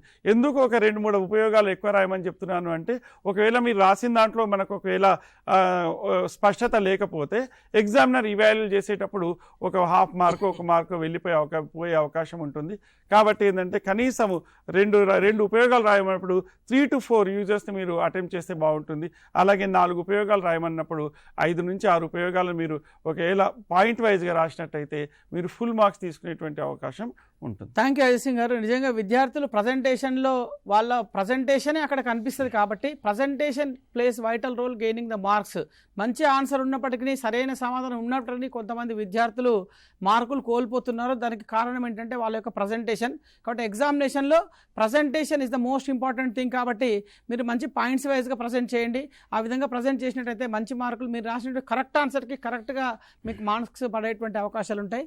మరి హరికృష్ణ గారు, మరి విద్యార్థుల్లో ప్రతి పాఠశాలలో మనం గమనించినట్టయితే పెర్ఫార్మన్ అని, పీర్ లెర్నింగ్ అని, అదేవిధంగా మరి టీచర్ సపోర్ట్ గ్రూప్ అని 3 రకాల విద్యార్థులు ఉంటారు. మరి వాళ్ళకి ఎవరెవరికి ఏ విధంగా ప్రిపేర్ అయినట్టయితే మరి అందరికీ మనకు 100% రిజల్ట్ ఒక పాఠశాలలో సాధించవచ్చు. దానికి సంబంధించినటువంటి మనకి ఒక నిమిషం 2 నిమిషాల్లో దాన్ని వివరించాల్సి కోరుతున్నాం సార్. ఓకే, మనకు ప్రతి పాఠశాలలో పర్ఫార్మర్స్ ఉంటారు, అదేవిధంగా పీర్ లెర్నర్స్ ఉంటారు, అదేవిధంగా టీచర్ సపోర్ట్ లెర్నర్స్. సో వీళ్ళు ముగ్గురికి సంబంధించి మనము చూసినట్లయితే పర్ఫార్మర్ అనేవాడు 35 మార్క్స్ నుంచి 40 మార్క్స్ స్కోర్ చేసే అవకాశం ఉంటుంది. కాబట్టి వీళ్ళు ప్రతి అంశాన్ని, అంటే ఏ అంశాన్ని కూడా వదిలిపెట్టకుండా ఈవెన్ ఎంసీక్యూస్ మీద కూడా కాన్సన్ట్రేట్ చేస్తూ టెక్స్ట్ బుక్ని బాగా ప్రిపేర్ అయినట్లేదు. అంటే ముఖ్యమైన అంశాలతో పాటుగా టెక్స్ట్ బుక్లోని చిన్న చిన్న అంశాలను కూడా వదిలిపెట్టకుండా ప్రిపేర్ అయితే వాళ్ళు, అంటే ఇప్పుడు ఎంసీక్యూలో ఎక్కడి నుంచో టెక్స్ట్ బుక్ లోపల నుంచి క్వశ్చన్ వచ్చే అవకాశం ఉంటుంది. అయితే దానికి సంబంధించి మనం విద్యార్థికి ఏం చెప్పాలంటే, ఇప్పుడు for example human eye and colourful world ఉంది. సో హ్యూమన్ ఐ అండ్ కలర్ఫుల్ వరల్డ్లో చాలా ఇన్ఫర్మేషన్ ఉంది. సో కోన్స్ అని, రాడ్స్ అని, అదేవిధంగా మయోపియా, హైపర్మెట్రోపీ, ఇట్లాంటి చిన్న చిన్న అంశాలలో చాలా ఇన్ఫర్మేషన్ ఉంది. సో ఆ ఇన్ఫర్మేషన్ని విద్యార్థి తప్పనిసరిగా ఒక నోట్స్ మాదిరిగా రాసుకోవాల్సి ఉంటుంది. అంటే ఎప్పుడు బిట్స్ చదవకూడదు. ఇప్పుడు విద్యార్థి చేయాల్సింది ఏంటంటే బిట్స్ మాదిరిగా చదవకూడదు, ఒక నోట్స్ లాగా రాసుకొని వాటిని ప్రిపేర్ అయినట్లయితే పర్ఫెక్ట్గా. అంటే నేను ఇందాక చెప్పాను, టైం మేనేజ్మెంట్ ఈజ్ ఇంపార్టెంట్. ఒక ఆన్సర్ రాయడానికి ఎంత టైం పడుతుంది, ఒక పెద్ద ఆన్సర్ ఉంది, ఒక క్వశ్చన్కి ఆన్సర్ ఉంది, ఆన్సర్ రాయడానికి ఫర్ ఎగ్జాంపుల్ నవీన ఆవర్తన పట్టిక సంబంధించి ముఖ్య అంశాలు రాయండి అన్నాడు అనుకోండి, చాలా పెద్ద క్వశ్చన్ ఆన్సర్ అది. సో దాన్ని ఎంత ఈజీగా, ఎంత సింపుల్గా మనం ఒక 10 లైన్స్ 12 లైన్స్లో కంక్లూడ్ చేయొచ్చు. దానికి ఎంత టైం పడుతుంది, అదేవిధంగా ఒక ప్రాబ్లం సాల్వ్ చేయడానికి ఎంత టైం పడుతుంది. ఈ టైం మేనేజ్మెంట్ అనేది చాలా ఇంపార్టెంట్ పర్ఫార్మర్కి. సో అతను కనుక టైం మేనేజ్మెంట్ పాటించి ఈ ప్రాక్టీస్ బాగా చేస్తే ప్రతి చిన్న అంశాన్ని కూడా వదిలిపెట్టకుండా బాగా ప్రిపేర్ అయినట్టు టీచర్ హెల్ప్ చేయాల్సి ఉంటుంది. దానికి ఏ అంశాల మీద కాన్సన్ట్రేట్ చేయాలి, ఎట్లా చేయాలనేది. సో వాళ్ళకి అకాడమిక్స్ అండ్ నాలెడ్జ్తో పాటుగా పరీక్ష ఎట్లా రాయాలనేది కూడా వాళ్ళు వివరించాల్సి ఉంటుంది. అదే పీర్ సపోర్ట్ లెర్నర్కి అంటే వాళ్ళకు గ్రూప్గా చేసి వాళ్ళను ఆ గ్రూప్లో వాళ్ళు డిస్కస్ చేసినట్టయితే వాళ్ళలో కూడా పర్ఫార్మర్ ఉండాలి. అంటే మంచి చదివే విద్యార్థిని కూడా ఉంచాలి. వాళ్ళ గ్రూప్ డిస్కషన్స్ ద్వారా, ఇప్పుడు ఫర్ ఎగ్జాంపుల్ టీచర్ చెప్పారు లెసను, అది ఎప్పుడో ఆగస్టులో జరిగింది, విద్యార్థికి సరిగా గుర్తులేదు. ఈ డిస్కషన్ వల్ల, ఇంటర్నల్ డిస్కషన్స్ వల్ల ఏమవుతుందంటే మంచి అవగాహన వస్తుంది. విద్యార్థులు ప్రతి ఒక్కరు వాళ్ళకి తెలిసిన అంశాన్ని షేర్ చేసుకుంటే వినడం ద్వారా బాగా ఇంకా కాన్సెప్చువల్ అండర్స్టాండింగ్ జరుగుతుంది. కాబట్టి పీర్ లెర్నర్ కూడా చాలా ఈజీగా నేర్చుకోవడం జరుగుతుంది. ఇంకా ముఖ్యంగా టీచర్ సపోర్ట్ లెర్నర్ ఉన్నారు. వీళ్ళను మనము అంటే కొంచెం చదువులో వెనుకబడ్డ వాళ్ళు అనొచ్చు. సో వీళ్ళని ఏం చేస్తున్నామంటే మనము ముఖ్యంగా డ్రాయింగ్ సంబంధించి, అంటే ఈ రే డయాగ్రామ్స్ కానీ డ్రాయింగ్ సంబంధించిన ప్రతి అంశాన్ని కానీ వాళ్ళతో ప్రాక్టీస్ చేయించినట్లయితే వాళ్ళు ఈజీగా 7 మార్క్స్ స్కోర్ చేసే స్కోప్ ఉంటుంది. ఇంకా డైలీ లైఫ్ అప్లికేషన్స్, ఈ అప్లికేషన్స్ కూడా మనకు ప్రతి చాప్టర్లో ఉన్నాయి. సో ఈ డైలీ లైఫ్ అప్లికేషన్స్ ఒక లిస్ట్ రాసుకుంటే ఒక 10 వస్తాయి టోటల్గా. వీటిని బాగా వాళ్ళు ప్రిపేర్ అయినట్లయితే ఈజీగా స్కోర్, అంటే మనకు కావాల్సిన 14 మార్కులే, కానీ టీచర్ సపోర్ట్ లెర్నర్ కూడా 20 కంటే ఎక్కువ స్కోర్ చేయాలని మనం అనుకుందాం. అట్లా మనం ప్రిపేర్ చేపిద్దాం.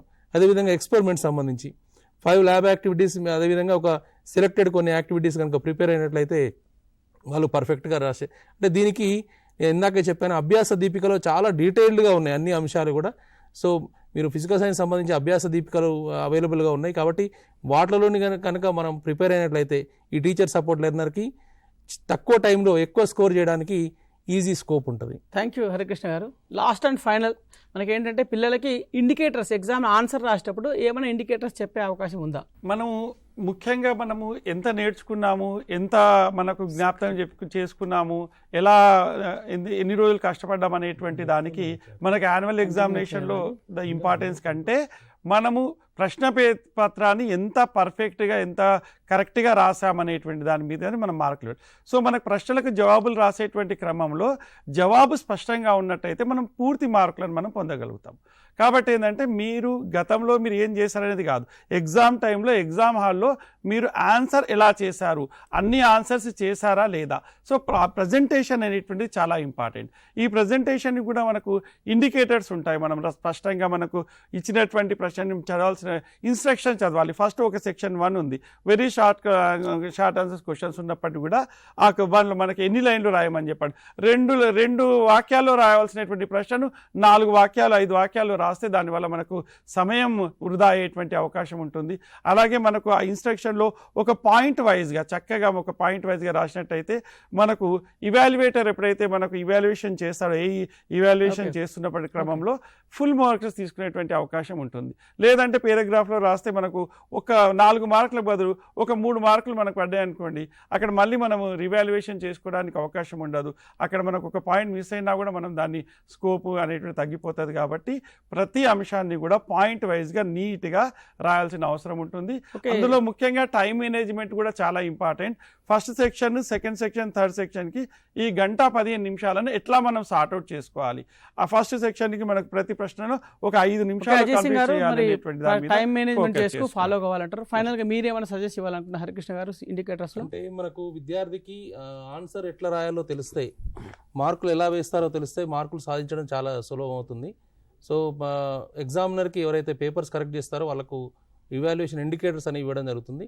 దాంట్లో ముఖ్యంగా గమనించాల్సింది ఏంటి అంటే కీవర్డ్స్, ఈ సైంటిఫిక్ వర్డ్స్ ఏవైతే ఉన్నాయో అవి తప్పనిసరిగా విద్యార్థి, ఫర్ ఎగ్జాంపుల్ ఒక న్యూట్రలైజేషన్ రియాక్షన్ ఉంది, ఆ న్యూట్రలైజేషన్ రియాక్షన్లో ఏమేమి సైంటిఫిక్ వర్డ్స్ వస్తాయి, సో ఆ సైంటిఫిక్ వర్డ్స్ అనేవి తప్పనిసరిగా రాయాలి.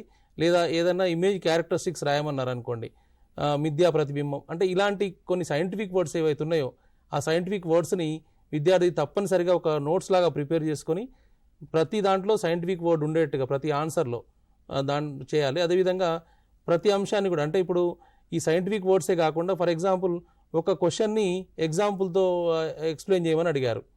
సో ఎగ్జాంపుల్కి కొన్ని మార్క్స్ ఉంటాయి, అదేవిధంగా ఆ మెయిన్ ఆన్సర్కి కొన్ని మార్క్స్ ఉంటాయి. అంటే ఇట్లా డివిజన్ ఆఫ్ మార్క్స్ ఉంటాయి. అంటే విద్యార్థికి మెయిన్ ఆన్సర్ గుర్తులేదు, ఎగ్జాంపుల్ మాత్రం గుర్తుంది. సో మీకు ఆ రిలవెంట్ ఏ ఎగ్జాంపుల్ రాసినా దానికి మార్క్స్ ఇవ్వడం జరుగుతుంది. అంటే దానికి సంబంధించి సూచికలు ఇవ్వడం జరుగుతాయి, ఇండికేటర్స్ అనేవి ఆ ఎగ్జామినర్కి ఇవ్వబడతాయి.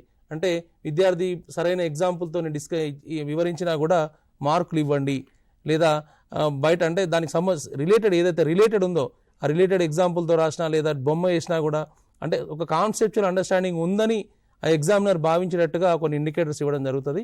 కాబట్టి ఆ ఇండికేటర్స్ ఆధారంగా క్వశ్చన్ పేపర్ లో ఇచ్చినటువంటి ఇన్స్ట్రక్షన్స్ ఫాలో అవుతూ ఈ ఇండికేటర్స్ ఫాలో అవుతూ విద్యార్థులందరూ కూడా ప్రతి ఉపాధ్యాయుడు కూడా వాటి గురించి చెప్పినట్లయితే, విద్యార్థికి తెలియజెప్పినట్లయితే, అంటే మార్కులు ఏ విధంగా వేస్తారో తెలిస్తే మార్కులు ఏ విధంగా పొందొచ్చు అనేది విద్యార్థులకు తెలుస్తుంది. కాబట్టి ఉపాధ్యాయులందరూ ఆ దిశలో వాళ్ళకి గైడ్ చేస్తారని అనుకుంటున్నాను. థ్యాంక్ యూ హరికృష్ణ గారు అండ్ అజిత్ సింగ్ గారు అండ్ భాస్కర్ దేశ్ గారు. మరి విద్యార్థులు ఉపాధ్యాయులు కూడా మరి ఈ రోజులు మన సబ్జెక్ట్ ఎక్స్పర్ట్స్ అందరు ఇచ్చినటువంటి సూచనలు సలహాలు పాటిస్తూ రాబోయేటువంటి 10వ తరగతి లోపల ప్రతి పాఠశాలలో కూడా 100% రిజల్ట్ తీసుకురావడానికి ప్రయత్నం చేశారని ఆశిస్తూ, బాగా చదివేటువంటి పిల్లలందరూ కూడా 40 out of 40 ఇచ్చే విధంగా వాళ్ళని ముందుకు తీసుకెళ్తారని ఆశిస్తూ, తదుపరి కార్యక్రమం మీకు 1 minute లోపల బయాలజికల్ సైన్స్ ఉంటుంది. కాబట్టి ఆ బయాలజికల్ సైన్స్కి సంబంధించినటువంటి ఉపాధ్యాయులు మరియు విద్యార్థులు స్టే ట్యూన్డ్ విత్ టీశాట్గా ఉంటూ మరి కార్యక్రమాన్ని వీక్షించి రాబోయేటువంటి 10వ తరగతి పరీక్షల లోపల మంచి ఉత్తీర్ణత సాధించి మంచి మన తెలంగాణ రాష్ట్రంలో మంచి ఫలితాలు తీసుకొస్తారని ఆశిస్తూ థ్యాంక్ యూ వరండాల్. నమస్కారం.